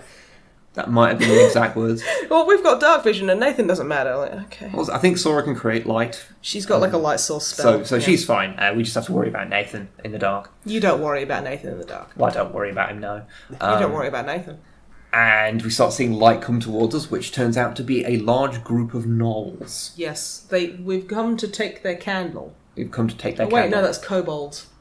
Yeah, it was kobolds, sorry. That's why I made the fucking candle. God damn it. I always get gnolls and kobolds mixed up. How? One of them's like a hyena man, and the other one's like a rat person. Yeah, but they're kind of like shabby, less intelligent, animalistic, sort of humanoid things. Yeah, they're bit like me. Bit like you. Yeah. You're supposed to agree with me, arsehole. Fuck's sake. And I don't remember much from this fight because it was a little while ago, but what I do remember is that my opening gambit in it was finally using one of my fucking javelins. Oh yeah, you've been carrying around down your like trouser legs or whatever for the last... Yeah. Using as stilts or something. I managed to instantly kill one from the other side of the ravine, and I was just like, fucking score! Yeah, I guess that was kind of impressive. And then all I remember from the rest of the fight is a kind of comical thing of people and kobolds trying to getting onto this rope bridge and trying not to fall off it, whilst flying kobolds were dropping rocks on you and Sora. Oh no, they were just dropping them on me. Oh, I thought they tried to drop one on Sora. I think they tried to, and she was like, oh, I'm fine. So the difference was, they dropped one on... I have a -1 to fucking dex anyway. They dropped one on Nathan, and then another one was flying around, and Nathan shoots something at it to kill it while it's directly above him. Yeah. And then it drops onto his head, and drops said rock onto his head as well. So yeah, I got hit by 3 fucking, like... I was like, it drops a rock on my head, I look up and go, right, you bastard, and fire an Eldritch Blast, killing it instantly, and then it lands on me, and then it drops this rock on my fucking head, again. The difference with Sora was that she did a similar thing, but she did a quick sidestep first before killing it, so it dropped the rock next to her. To be fair, I think that was because she'd seen what happens. She saw what happened to me. Yeah, fair. I'm like, Sora, learn from my folly. But I seem to remember that kind of all flowed through relatively smoothly. Beyond the rocks, there was also someone threw some poison on the bridge, and then... Gee, I wonder who that could have been. You guys were walking across it fine, and I was like, it was only a minor bit of poison, it's whatever. No, acid, sorry, not poison. And then, just as someone was on it, they were like, oh wait, wasn't there acid on this bit? I was like, oh yes, you were right, there is acid on that bit. Oh god. That's Talus and her fucking flasks of acid. Yeah. I can't remember if it was Talus or Sora, actually, because both of them have acid throwing abilities. She's got acid arrow. Yeah, they've got acid splash and acid arrow between them, I think. Sora's got this great thing of where she will literally just like stand behind all of us and then start to cast a spell, and we'll all have to duck really fucking quickly.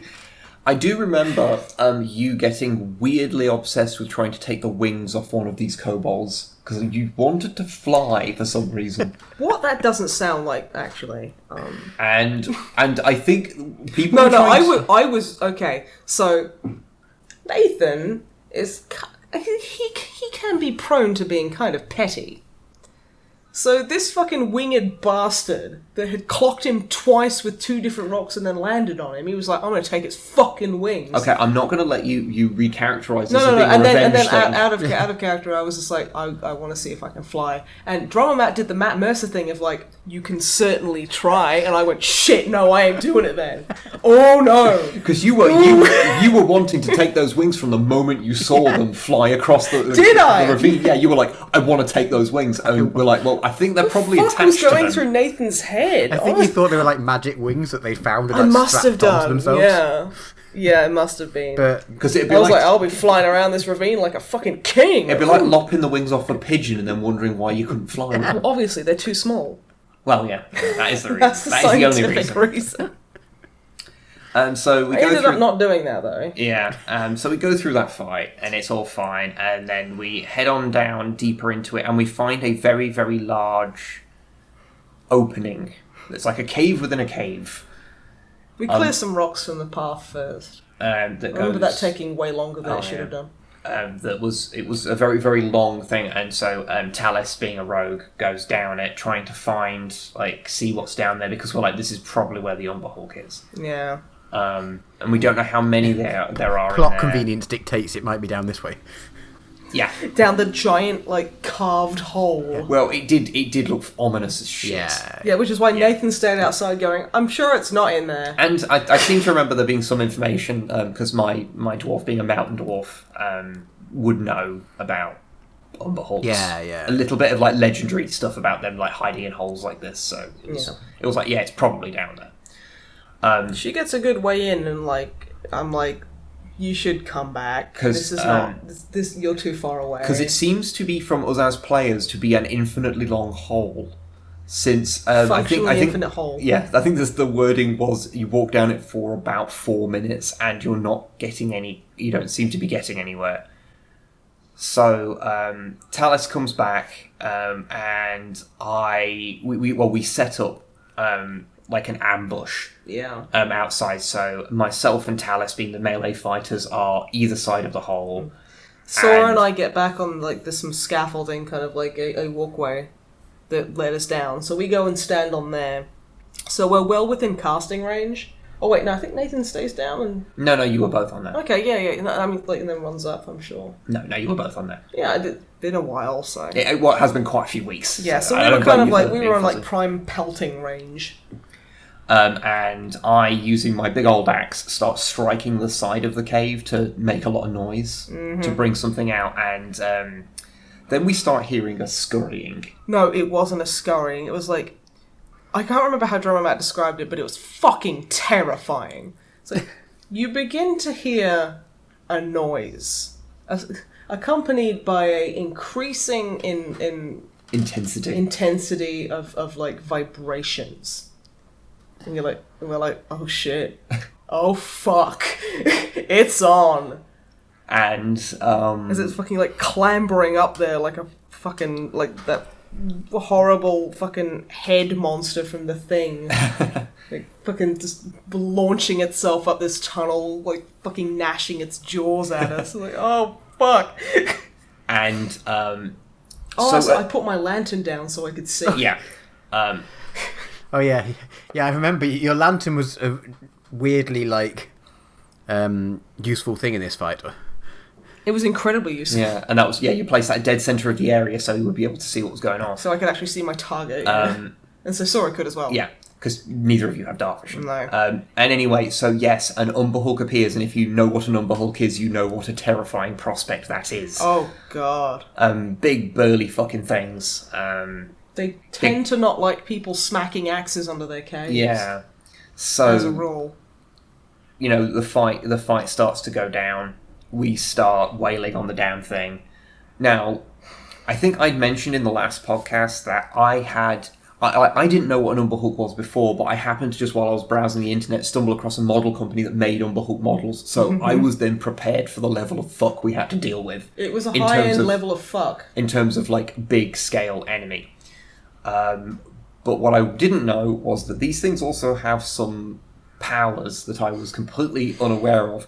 So yeah, I think all of us were unaware, and it's what? Yeah, I mean, so various people we spoke to had mentioned it, about people coming back and not knowing what hit them and various other things, but none of you had cottoned on to what that actually meant.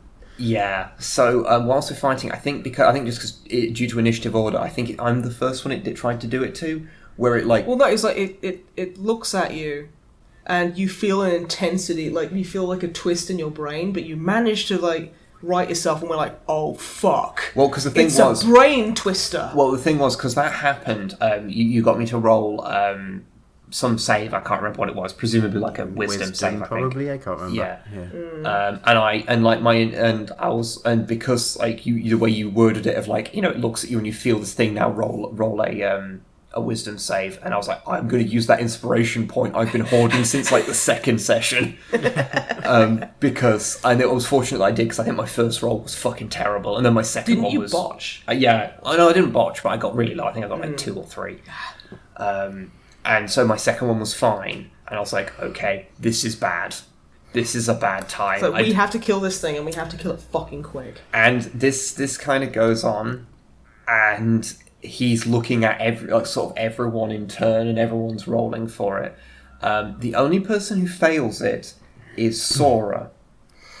Oh god! Which led to a marvellous point when suddenly she gets stared at by this thing and is overcome by a desire to hit Nathan in the face with her staff. Which, to be fair, the Umber Hulk didn't need to intervene. So suddenly Nathan is caused to duck very quickly as the Dragonborn standing next to him just swings the Well, yeah, I'm standing staff there at him. throwing spells, and I look over and she's staring at me like I owe her money, and she just fucking swings at me. I'm like, fucking Christ, girl, what's wrong with you?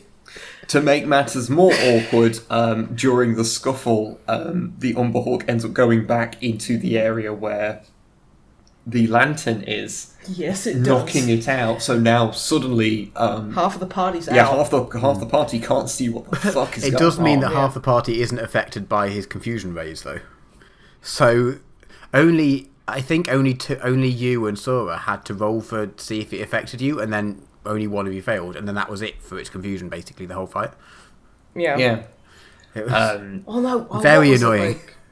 Because for the rest of the time, we were not looking at its face. Well, you're trying to avoid looking. Yeah, directly once you've at cottoned it. onto what it does, you can choose to look away. Which is easy for me because I'm very, very short, so I can just wail on its gonads and not have to look at its face. Use them as just box his gonads in. And I think once we got past that, it actually went down relatively easily because I seem to remember Do you want to know a DM behind the scenes secret?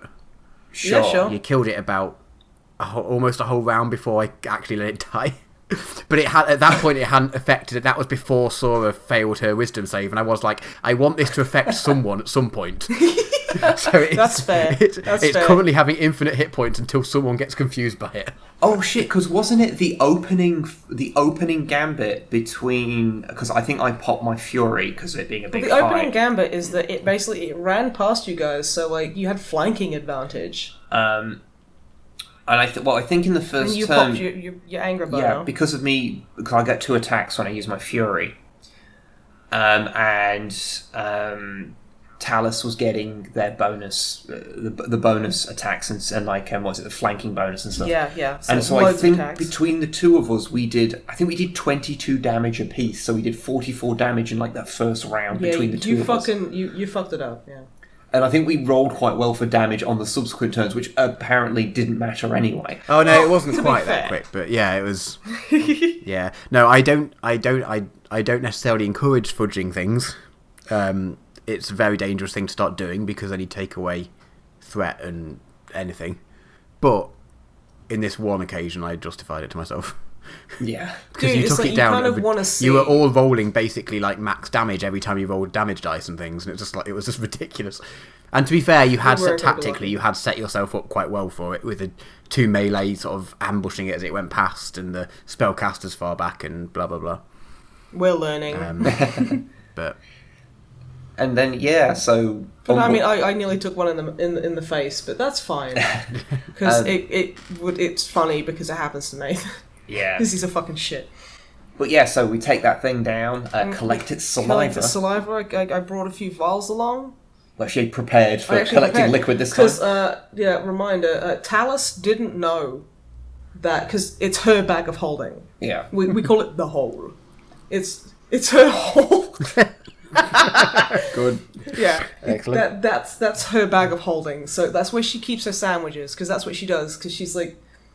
She's a bit of an eccentric character. We all are. Let's be honest. But good. That's what good D&D characters are. And so, before we go out on an adventure or for scouting or anything, what she'll do is she'll sit there and make all of us sandwiches. Cheese sandwiches. Nathan hates them because they're awful. So does Sora. Sora hates them because they're fucking terrible. I don't know what she uses in them, but they are awful. Johnny. The only 2 people that eat them are Johnny and Talus. I think Talus because she's made them, and Johnny because he's a trash dwarf and crap food he's totally down with. He likes them. He fucking loves shitty sandwiches. But the hole where those sandwiches are stored. Yeah, it's quick recap. For the ritual of Sourvine, is that's what we're collecting reagents for, which is troll blood and Umber Hulk saliva. So, because we didn't have anything to collect the troll's blood because we were so excited about going, we forgot a small detail. So what I did, because there's a part of like a bit of my character, which feel free to call me edgy if you want, but you're probably right actually, where his blood can be basically like molten fire. I just think that's really cool, so I made it so that he can occasionally do that. So basically he cut a troll's arm off and then cauterized it with his own blood. And then just threw it in the hole when Talus wasn't looking near the sandwich. I appreciate so you had a troll arm full of blood. Yeah, so yeah, we got it. Then we popped it in the hole. Talus doesn't know. The thing is, they can't really intermingle. But it's the thought of it. But it's the thought of having like a dismembered troll arm floating around next to your cheese sandwiches that might put you off a bit. It's like if you had it in like a medical container, it'd be fine to have a disconnected human ear in your fridge, but you don't necessarily want that next to your petit falou. Yeah, exactly. So it's the thought that does it.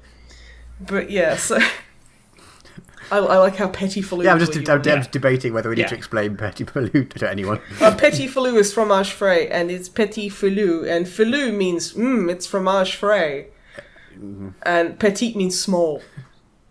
It's a fucking yogurt, It's a brand of yogurt in the UK. It's a brand of fromage frais. It's very tasty. So we have the reagents. So we go back to the nearest town, and we eat, drink, and are merry. Yeah. And we make out for Alvingham, the guy who wanted me to gather these reagents. We head out for his hut the next morning. And I don't threaten to burn down his house this time. No, that is an improvement. That is definitely an improvement. So he lets us in, and Nathan's incredibly uncomfortable about this because, well, he doesn't like the fact that these people know he's a warlock. He doesn't like the fact that he's in the presence of another warlock. And he's also super nervous about what's going to happen, because he's not entirely sure. And he has no idea what's going to happen. Yeah, he has no idea. He's pinned all of his hopes of, like, salvation and just... he thinks that this one thing, he's kind of, like, low-key convinced himself, like, unconsciously, that this will solve all of his problems. So he's, like, shitting bricks. Spoilers, it might not. Spoilers, it might not do anything. What, you mean this character that was built as a warlock might stay as a warlock? Yeah, because I'm a dick. I did for a split second think, well, mate, what would happen if this actually does solve all Nathan's problems and he just goes, like, becomes a happy person that doesn't have any of these, like, powers? I was like... Well, I'd be like upset. A fighter or something. He becomes like a fighter. Well, I mean, he's like an ex like soldier, so yeah, kind of. I guess he'd go back to that, but it just wouldn't have the same panache, you know? Yeah, he wouldn't be able to telepathically send emojis to Talus. Yeah, the thought, I was like, I don't really want to take away one of my players' classes without asking them. That's a bit of a... Yeah, no. No, I'm happy, because, like, the cornerstone of his character is that he's basically fucked, and that's it. So he just has to kind of, like, learn to accept things that he can't change. That's yeah. But no, he of course does not know this. So like we go in, and he's like, "Oh, you have the reagents," and I'm like, "Yeah." I pull the saliva out of the hole, and I pull the arm out of the hole and go hit. And Talus just goes, "What the fuck is that, Nathan? Why is there a hole? Why is there a fucking arm in my hole?" And I'm like, Talus, honey, she would have never found out, because the way that like Basics of Holding work are like you sort of picture in your mind what you're getting out of it as you get it out. So because she didn't know it was there. I know, but I pull out the seven. I think you can turn them inside out to like eject everything out of them. Yeah, but yeah, I pull out this fucking arm, and she's just like, "Nathan, what the fuck that was near my sandwiches." I'm like, "I'm sorry, Talus, it was kind of an emergency," and she's like, "Don't do that again." Like, oh, my sandwiches, you fucking dick. I mean, it explained the taste, but... Oh no, they taste better with troll blood in them. Oh god. So yeah, kind of hand over the reagents, and Alvingham's like, "Yes, good. And he starts preparing things, and Don't we all sit down and eat some sandwiches? Yeah, I think the rest of the group sort of sits down and patiently you guys are sitting eats, in the corner. Yeah, and has a sandwich whilst you're doing that. Very sandwich-centric party. We are. But I mean, it's like, well, what else are we supposed to do? So, like, Johnny's going to town, and they sit. It's quite a small cabin kind of hut thing, so they're all cramped off in the corner, kind of watching on, like, chewing in unison, like watching Alvin and Potter about. And he sets a fire, and he puts all the ritual stuff in, and he starts like doing all the chanting, and he's like, aha, you see, it's ready now. Puts all the ritual stuff in. Yeah, he does all. I'm not an actual warlock, Matthew. I don't know how this goes. So he sets up all of the things. He puts in the reagents, and he's like, okay, carry on. He that's not something he did. Didn't he? Okay. He drew a load of symbols on the floor and then set a fire in the middle of the thing, and that's basically it. Okay. So this was a fucking while ago now, and we have played D&D right. You since. didn't notice that at the time either, so it's fine. And I don't think your characters noticed it. I just want you to be aware. Okay. So he does the thing. There we go. Yeah, that works better. Yeah, it's fine. And sets a fire. And Alvingham is like, okay, so what you need to do is offer something that was... Oh, what was the words exactly? Ooh, I honestly... Because it was brilliantly put, and I just can't remember it. I can go check if we can pause for a second. Sure, go for it, because it was really well put, so... So, yes, I've just got my my physical notebook. There you go. I can hear. I can hear all that dead tree. I can't remember exactly what I said, but basically, Alvingham told Nathan to stand in the circle. And now it says, so you have a close relationship with your patron. You can picture it and the feeling of the connection in your head. So I want you to stand there and think about this relationship you have. And then whenever you're ready, you need to put something in the fire that links you to your patron. And you will know exactly what that is. And I can't tell you what it is. Yeah. Or words. Nathan immediately knows what this is because of his backstory. So none of the other party know this. So Nathan takes off one of the thick leather cuffs he wears around his wrist, which is quite scarred. He takes out a dagger, and he cuts a chunk out of his wrist, and he holds it over the fire. The party is kind of a bit weirded out by this. A little bit. Talus, again, is just like, Nathan, what the fuck are you doing? She must think I hate arms. Lopping up arms left, right, and centre. Lopping up my own arm. So I'm pouring blood into this fucking fire, being like, is this enough? I hope so. As you do. And this fucking, like, it's like a puff of smoke, if memory serves. I'm sorry, Drama, if I'm not remembering entirely correctly. It was quite a while ago now. I can't remember exactly. Yeah. It's like this big, like... It was suitably dramatic at the time, I hope. It was. Pyrotechnics, everything was great. Yeah. Like, guitar solos, you name it, it was rad. And this figure steps forward out of this fucking pitch black, like, plume of smoke. Actually, I do remember it. Not quite. It starts smoking, and then a kind of ooze, ether, something sort of comes up from your body, from Nathan's body. Oh yeah, with this weird like ectoplasm. And you end up you're like covered in this like dark stuff, gassy ectoplasmy stuff, and then it kind of coalesces into an orb in front of you, goes away, disconnects itself from your body, and then that's what forms into a shape of a person, and then a person. Yeah. If I remember correctly, at this point, Johnny drops his sandwich. He does. Johnny dropped his sandwich at that point. It was heartbreaking for him. In shock. He was like, ugh. Oh no, my cheese.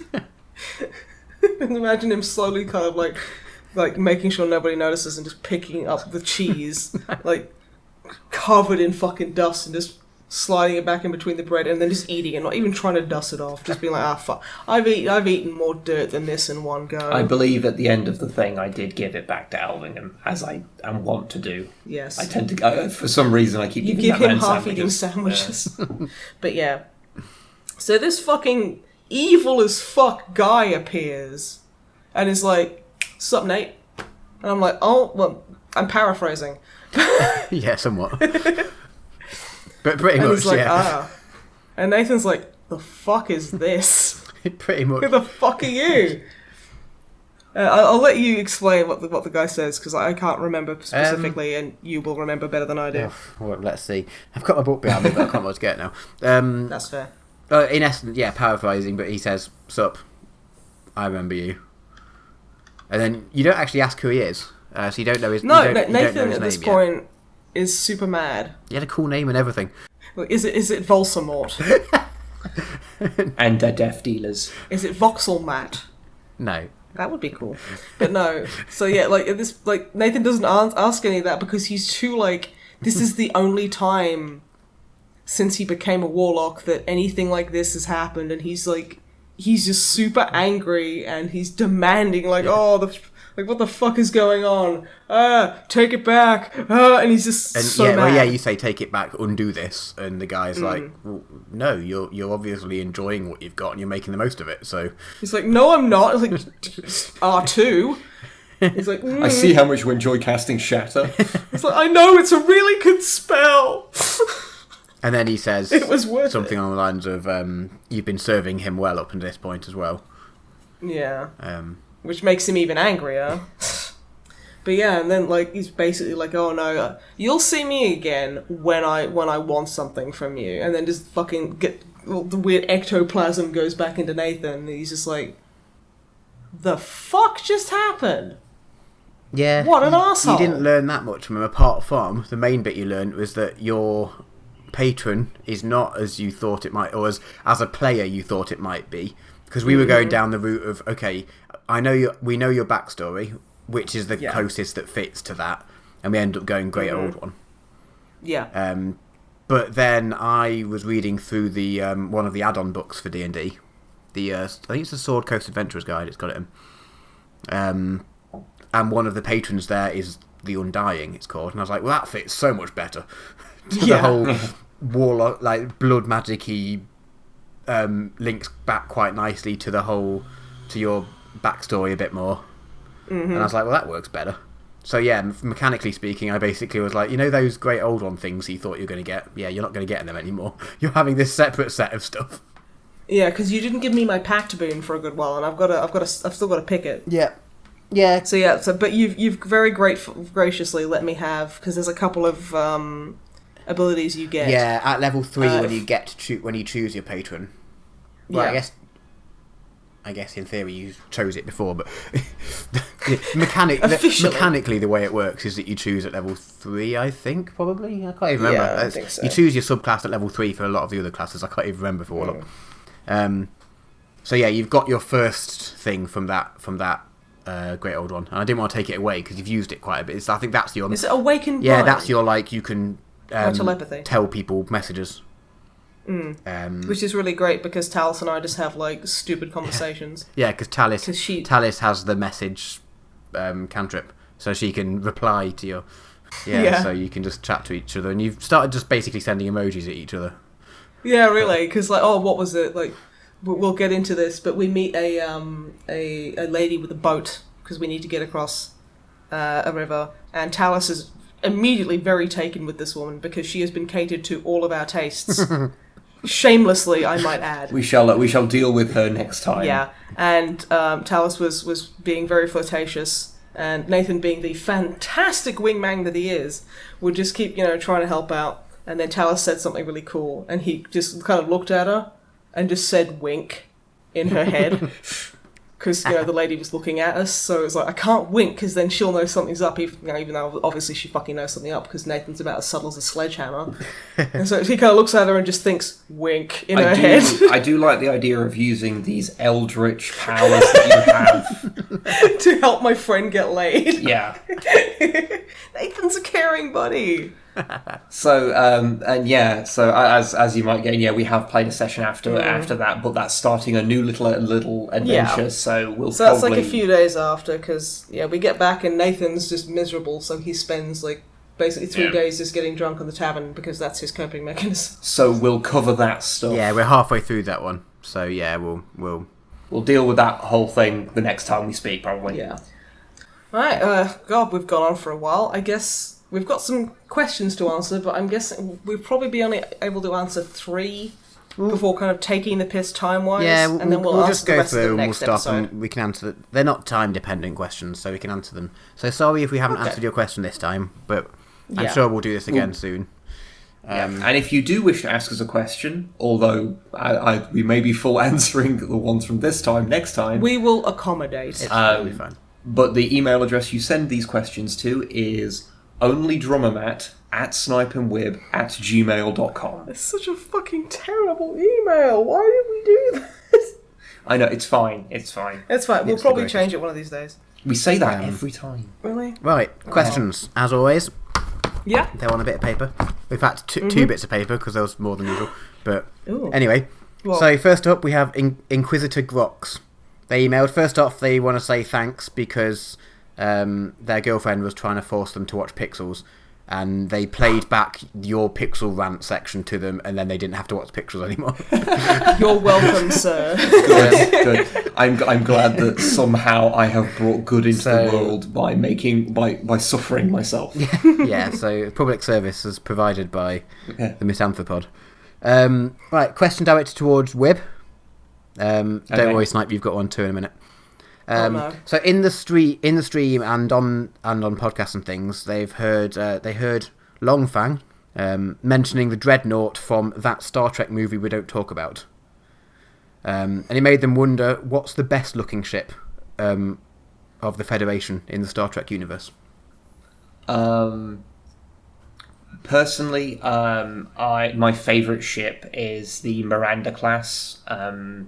The one that debuted in Wrath of Khârn and was sort of a mainstay of the Federation fleet, even in sort of DS9, which is many decades later. That's sort of one of my favourite visually. I don't know why. It's really basic, but I don't know. I've always kind of liked it. It's not a particularly fancy answer, but that's just like my favourite personally. Okay. Snipe, do you have any input into that while we've got you? The Enterprise is a good looking ship. Which one? The big one. The big one. Yeah. The biggest prototype one. The biggest one. Yes. If you're talking about the biggest one, do you mean in height or length? Obviously height. Obviously, that's the Enterprise D. Yeah, I love the Enterprise D. As far as I remember, the Enterprise D is the tallest and widest. The Enterprise D has the most girth of all the Yes. That's why I like it. Yep. Okay. The Enterprise E is the longest. Okay. If my memory Oh. serves. Long boy. Oh, Is the long boy. long boy. Ooh. Okay. Yeah, I think girth is better than length in general. But okay. both's fine too. And lack of both is, I guess, fine too. Yeah, So- everything I is will actually give wonderful. a special mention. I do really like the look of the Sovereign class, which is what the Enterprise E is as well. I like the Enterprise D because it's the tall boy. Good. Okay, Snipe. A question you'll be more equipped to answer. Thank you. A close friend of theirs is travelling to Australia after finish college degree next year. So, Oh, no. any tips for a German fellow who's going to be on a 4-week trip to Australia for the first time? Well, it depends which part. Because if you're going to like the Simpson Desert, he's gonna die. I'm presuming they're going to a bit where there's stuff and people. So, Probably. Yep. Yeah, probably going like down the right side. I would assume, but... Yeah. If somebody, pardon my language, if someone calls you a cunt, that they're being friendly. If they'll call you things like because you're German, they'll call you like a German cunt or something, or because they're German. That's a friendly thing. My country is fucking weird. I get that. I get it. Don't reach. No, this is going to be taken the wrong way. Don't reach like behind dark places. Like, you know, like, don't reach under the fridge or something. Don't reach down the side. That kind of thing. Try to avoid those Basically, kind of areas. be careful if you decide to give anyone a reach around because there may be a spider. There may be a spider. The big ones that you'll encounter, they're like the size of your hand, they're brown, they're called huntsmen. They are venomous, but it's very, very, very mild, so you'll be fine. They are very aggressive and they will go for you, though, and they're quick, so just, yeah. Cockroaches are the bane of your existence. Get a roach motel as soon as you can, because you can be the cleanest person in the world, your house will be fucking full of them. What? Hang on, what's a roach motel? It's horrible, really. It's like a strip of super adhesive that's kind of like flavoured sweet, so a bunch of cockroaches flock to it, they're glued to it, and then they'll starve to death. It's fucking awful. But you get to the point where you get so mad at them that you don't fucking care anymore, because they're everywhere. Also, Australians' vision is based on movement, so bear that in mind. Yeah, sunscreen Yes. is massively important. You want a high SPF right there. Hats are really important. If you're going out for a swim, wear a shirt. Sun cancer is real and it is fucking awful. Sun cancer. Yeah, slip, slop, slap. Sun cancer. Sun cancer, yeah. Okay, fine. Sun cancer. Yeah, it's a thing. You mean skin cancer? Yeah. You get it from the sun. Okay. It just that sounds like the sun has got cancer. No. Although it's so hot in Australia, you think it had, and it was angry at us directly. Okay. Yeah. Yeah, that's pretty much it. Just like, slip on some sunscreen, slap on a t-shirt, and slap on a hat. I can't remember the way it goes. Yeah. But yeah, be wary of the sun. Even in, like, the winter, it's fucking warm, and, like, the UV index is really high. So just, you'll be fine. If you're in, like, the city, then you probably, like, as someone you probably I won't was there, encounter snakes or anything. I was there last year. Technically 2 years ago now, but actually it's only just over a year ago. But everywhere is air conditioned and everywhere is very pleasant. Yeah, So, except for outside, which is like outside. walking into a fucking oven. I personally I've been in Australia for a collective total of 3, 4, 5, 6, 7 weeks in total, so not a long time. Shit, excuse me. Not at all a long time, but I've never actually seen a cockroach in Australia. So holy shit. Yeah. Wow. So there we go. Maybe it's just in the suburbs. You Maybe get that kind of because stuff. I live in the burbs. Didn't live in the city. One last piece of information that is incredibly important: hydrate. Yeah. Keep drinking water. Just keep your fluids up because you can dehydrate so quickly over there. And dehydration migraines are the worst. Yep. So yeah, just keep drinking water, and you'll do great. So yeah, I hope your friend has fun. Yes. And a final question to all three of us: did any of us watch Vikings on the Amazon? I watched a bit of it. Yeah. I think I saw like one episode of it. I watched a few. Because I saw trailers and it just looks like, attractive dudes with beards punching each other a bit, and I was like, that sounds like my sort of TV. But then just never got round to watching that it. Would enthrall me. It didn't really. I think it's because I had like a bunch of people I didn't like telling me, "Oh, it's the best thing ever," and it can be the best thing ever. But if people you hate tell you it's great, if I remember rightly, people who I trust their opinions of a lot more do sort of say that it does take a couple of seasons to get going. Yeah. Also, I can't be asked to sink like that much time in. Yeah. I mean, I'm sure I'll give it a go one of these days because like the aesthetic and like the clothing and the way that people looks phenomenally awesome. So I think I got to the there's a guy called Loki in the forest who's like massively addicted to eyeliner or something, which again fine, but it was just kind of like I don't like this guy. Okay, this is so I really so annoying that I really did want to get into it. Yeah, like I said, I've heard it gets really good after the first, I think it's like the first season and a half or something. Yeah. But that is a lot of time to sink into I think something people if you're say, not just enjoying it. Skip that then. I'm like, I can't But, skip yeah, that. but people say, but you can't skip it either because it's important. And also, Amazon Prime, like... it's hard. I don't have that, so... It's awful.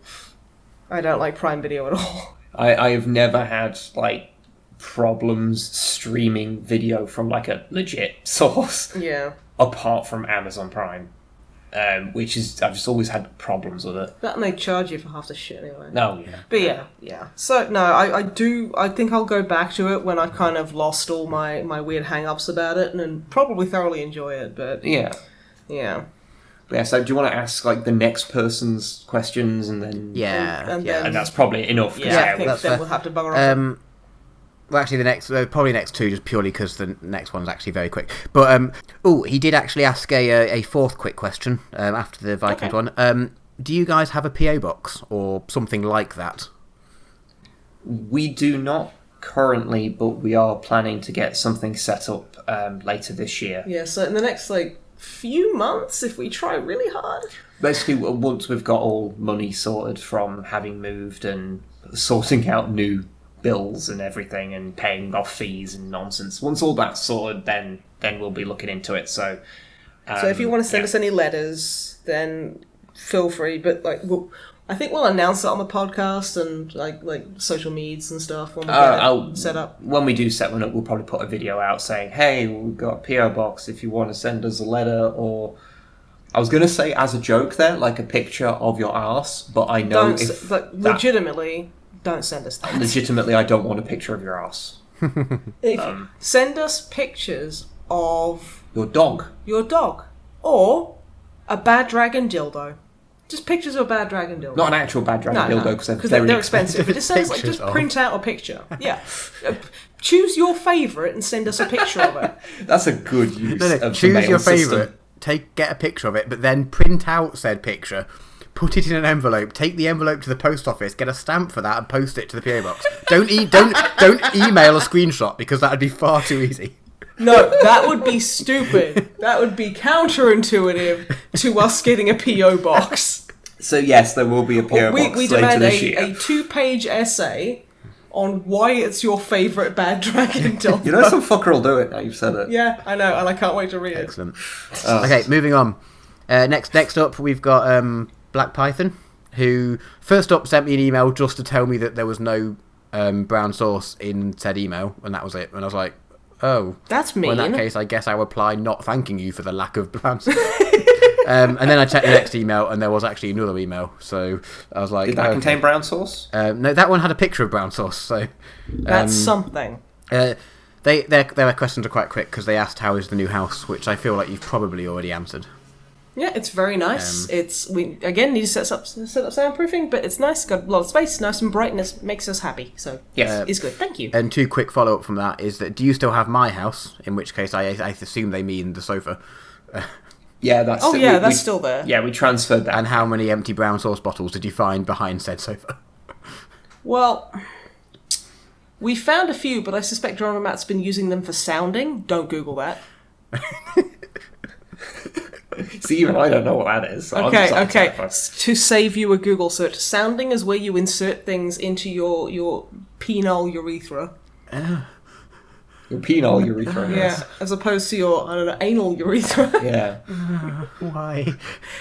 See, I didn't know that you were going to go, oh no, because that just sounded like you making sexy noises going, oh, why haven't I, poured brown sauce moving down on. my wee hole? Farciatanus. Let's go Shanus. And I probably pronounced that badly. Apologies. Make this as quick as you want. Favourite and least favourite 40k armies? Does it specify talking about from a gameplay perspective or from a lore perspective? Either. Just general.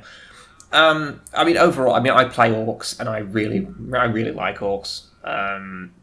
I think from a lore perspective, they're not the most interesting, because they're not as fleshed out as an individual Space Marine chapter will have as much lore as the entirety of orcs, shit like that.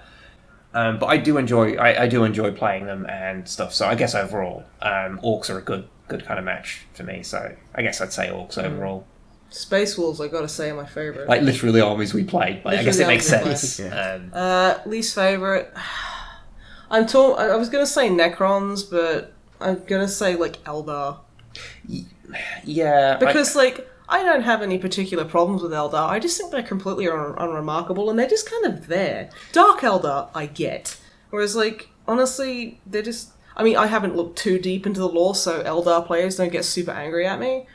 But it's just kind of they just kind of hang out, and they're we don't really like the Imperium of Man, and Chaos is boo, and those are both Dark Eldar. Those are both perfectly reasonable opinions. Yeah, no, they are. But at the same time, I'm just kind of they're just Vulcans. Yeah, I think I have a bit of a similar thing of that. Yeah, it's not that I don't really dislike any of the armies particularly, but there are some that I don't gel with much, and the Eldar are sort of like that for me as well. Yeah, I just don't click with them at all, and it's I just don't. Yeah. But what about you, Drummer? Me, I do like orcs. They are good, huh? Yeah, they're just good fun. They're just orcs. They're just great. Humans. My army was a Tau army, and I like the space communists. Yeah, they I just like all the mechs and the fact that they're a bit shit, but they've got cool technology which makes them better. So Yeah, I like that, and I like that they're still inventing technology. They're not relying on like 10,000-year-old technology and being like, well, we could just about get this better, but we don't know how it works. I was like, well, why not find out how it works? God damn it! We can't. They're holy artifacts. Yeah, correct? exactly. That's just wrong. Yeah. So, least favourite. I don't know. I wouldn't say Eldar because I kind of forget that they exist. That's kind of why I said. Yeah. It's not that they're bad. No, it's just a kind of kind of apathy towards unremarkable. And I'm sure there's them. cool stuff about them. If you got into it, I just haven't. Yeah, I'm sure there is. It's Least just it's. favourite army. I don't know. I just kind of find Chaos boring. Well, because they're 'Cause just it's naughty just- space marines. Yeah, and it's stuff. there's like Space Marines, and arguably, Space Marines aren't the goodest of people. So it's like a bad No. version of bad people, just Well, with to extra be fair, spikes. in 40k, Yeah, it's the true. fucking Tau are probably the closest things to good guys. The Imperium of Man is not.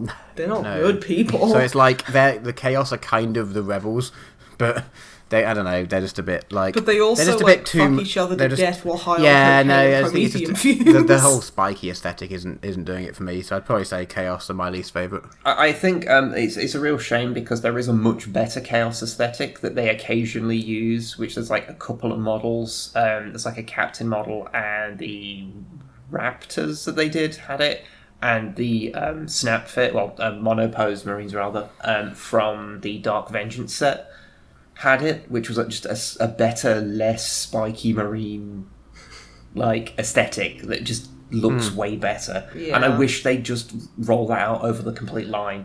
I mean, I guess the thing with them is if you can't sit there and imagine one of them doing that to their own armor, it's a bit silly. Yeah, whereas It's like, oh yes, brother, fuck ass. I'm gonna. Slaneshi then. Yeah, Slaneshi. I'm gonna put spikes all over him. I mean, to be fair, Slaneshi, that kind of makes more sense. Yeah. Like, go like a Khârn Marine, like they're way more kind of pragmatic. It's like, oh, I'm gonna put spikes on me. Why? Huh? It just kind of looks I'm cool. gonna put bunny ears on me. I'm gonna put bunny ears on me. It's like, okay, right. I'm also gonna draw a big bum on me, and then a line through it because I don't like Slanesh and I don't like bums either. And I'll put spikes on that bum. It's like, okay, can you imagine a fucking, like, a Khârn, like, Marine sitting there for hours, carefully, like, gluing spikes to his fucking pauldrons? Arts and crafts with the Core Marines. With Khârn the Betrayer. Khârn the Betrayer. Arts and crafts. First we get the glue! I would totally. I want that to be a YouTube series. No, it'd be like a camera down at the table and just like his, like, just a big arm. It'd be how to basic with a chain axe. Totally would! But instead of eggs, it would be like plastic containers of red glitter. Because it kind of looks like blood. Yeah, this is our idea, and I'm glad we've recorded it. Yeah, okay, we've trademarked Yeah. that now. You can't use that. One day That's we'll get our around idea. to doing that. Yeah. Games Workshop, hit us up, because you listen to this podcast all day. Final question from the same Farseer. D&D related. Saying, would we give characters bonus feats for certain actions / consequences? I.e. giving Johnny preferred enemy doors. That is a fantastic idea. Well, I'm okay with that. That sounds fantastic. Which I don't know how to answer, but I just wanted to read out the question because I wanted to read out preferred enemy doors. Preferred enemy doors. That's the best thing I've fucking heard. Yeah, I wouldn't go that. I wouldn't give him that because I don't want to give him advantage or whatever you get for having a preferred enemy. I can't remember off the top of my head against doors because that would make him less funny when less likely to cock up with them. Despite You it really being... want to give me some kind of negative, like you give me disadvantage when opening a door. Yeah. Even if it's like just an innocuous thing, so I end up just walking into doors all the time. Or splintering them. Like just walking through so aggressively that they just splinter. Like the handle and all the wood around it comes off in my hand or Yeah, something. it's like, oh, not again. Oh, fucking termites. But You always think it's termites. in general, bonus feats for actions and consequences and rewards is a great idea because just straight up gold as a reward for everything doesn't always make sense. Yeah. I think it's another really good kind of, that sounds like a really cool opportunity for kind of more interesting role-playing as well. yeah. So yeah, preferred enemy doors. I love that so much. Yeah, possibly not that, but although that is tempting. But yeah, in general, no, there's a great idea. I mean, I just like as a small example, I gave Sora an advantage on evocation spells because it was in her backstory to go, and her reason for travelling to the town was to find this one book that we found as part of one of the missions we've previously chatted about. And I was like, well, I want to give him some reward for having found this book. And it doesn't make sense to, you found the book and succeeded, have this much gold. Got XP and You're like, gold. well, why did the book give me gold? So, does she still mugged the guy Does she that still had have that? Does she ever give that back? She's still got it. She nicked it from what's his name? Okay, From the town wizard. bear that in mind. So I think, she spent like a couple of days studying, and then she just walked off. Comeuppance might be hard. Okay, fine. To be fair, I don't think she meant to. No. Because she's always got books with her. Yeah, but to be fair, like a while back, I found a book on like the bookshelf that I had borrowed from my primary school.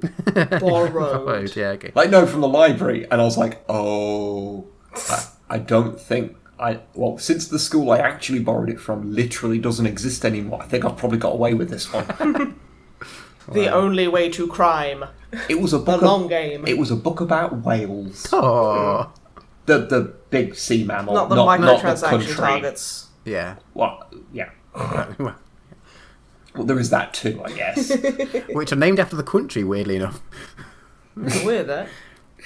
You would have thought they'd call them the Welsh, but no. No. But yes, no, that's it for questions for now. I think we'll have some next time. The largest animal on the earth is the blue Welsh. That's all I can hear now. Just and then it like when it does the with the water. The what now?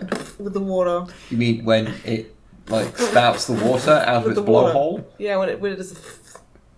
Stop spitting down yourself. I don't want to have to go get a napkin for you. It's okay. That's why I've got arms, sweetie. But no, when it just sounds like a Welshman. Why don't you say spout? Why don't you say spaff? Why don't you just say spaff? Okay, when the great blue Welsh spaffs, it just... There's a lot of it. Okay, this is too long a podcast already, guys. Come on. Okay, that's fair. That's true. Yes. So it's good to be back, and I'm sure we're the only people who think that. Probably. Nearly 3 hours into recording, people are definitely regretting their life choices. Oh yeah, they've just turned off. I'm not narrowing it down to just the people listening when I say people. Oh no. We also have many regrets. I don't, which probably means that I should. It's fine. I'll remove all of those horrific rants that Matt went on. Oh, the anti-Welsh rants. Yeah, I'll remove all those. Okay. And how he, for some reason, really hates lollipop ladies. Yeah. What the fuck is problem with? Anyway. Also that one where you got really, really offended by the concept of Belgium. Do you remember when he literally he broke his microphone when I said, well, there's probably Belgian lollipop ladies? Oh, yeah. The rate... He actually, out of just pure defiance and genuine, just unbridled fury, tore his headphones off and just did a shit in the middle of his floor. Which meant that he left the call. He's so angry. He literally just left the call. Well, I guess it's goodbye from me and Wib. Goodbye. Goodbye. Not Drama Matt, though, because he hates you.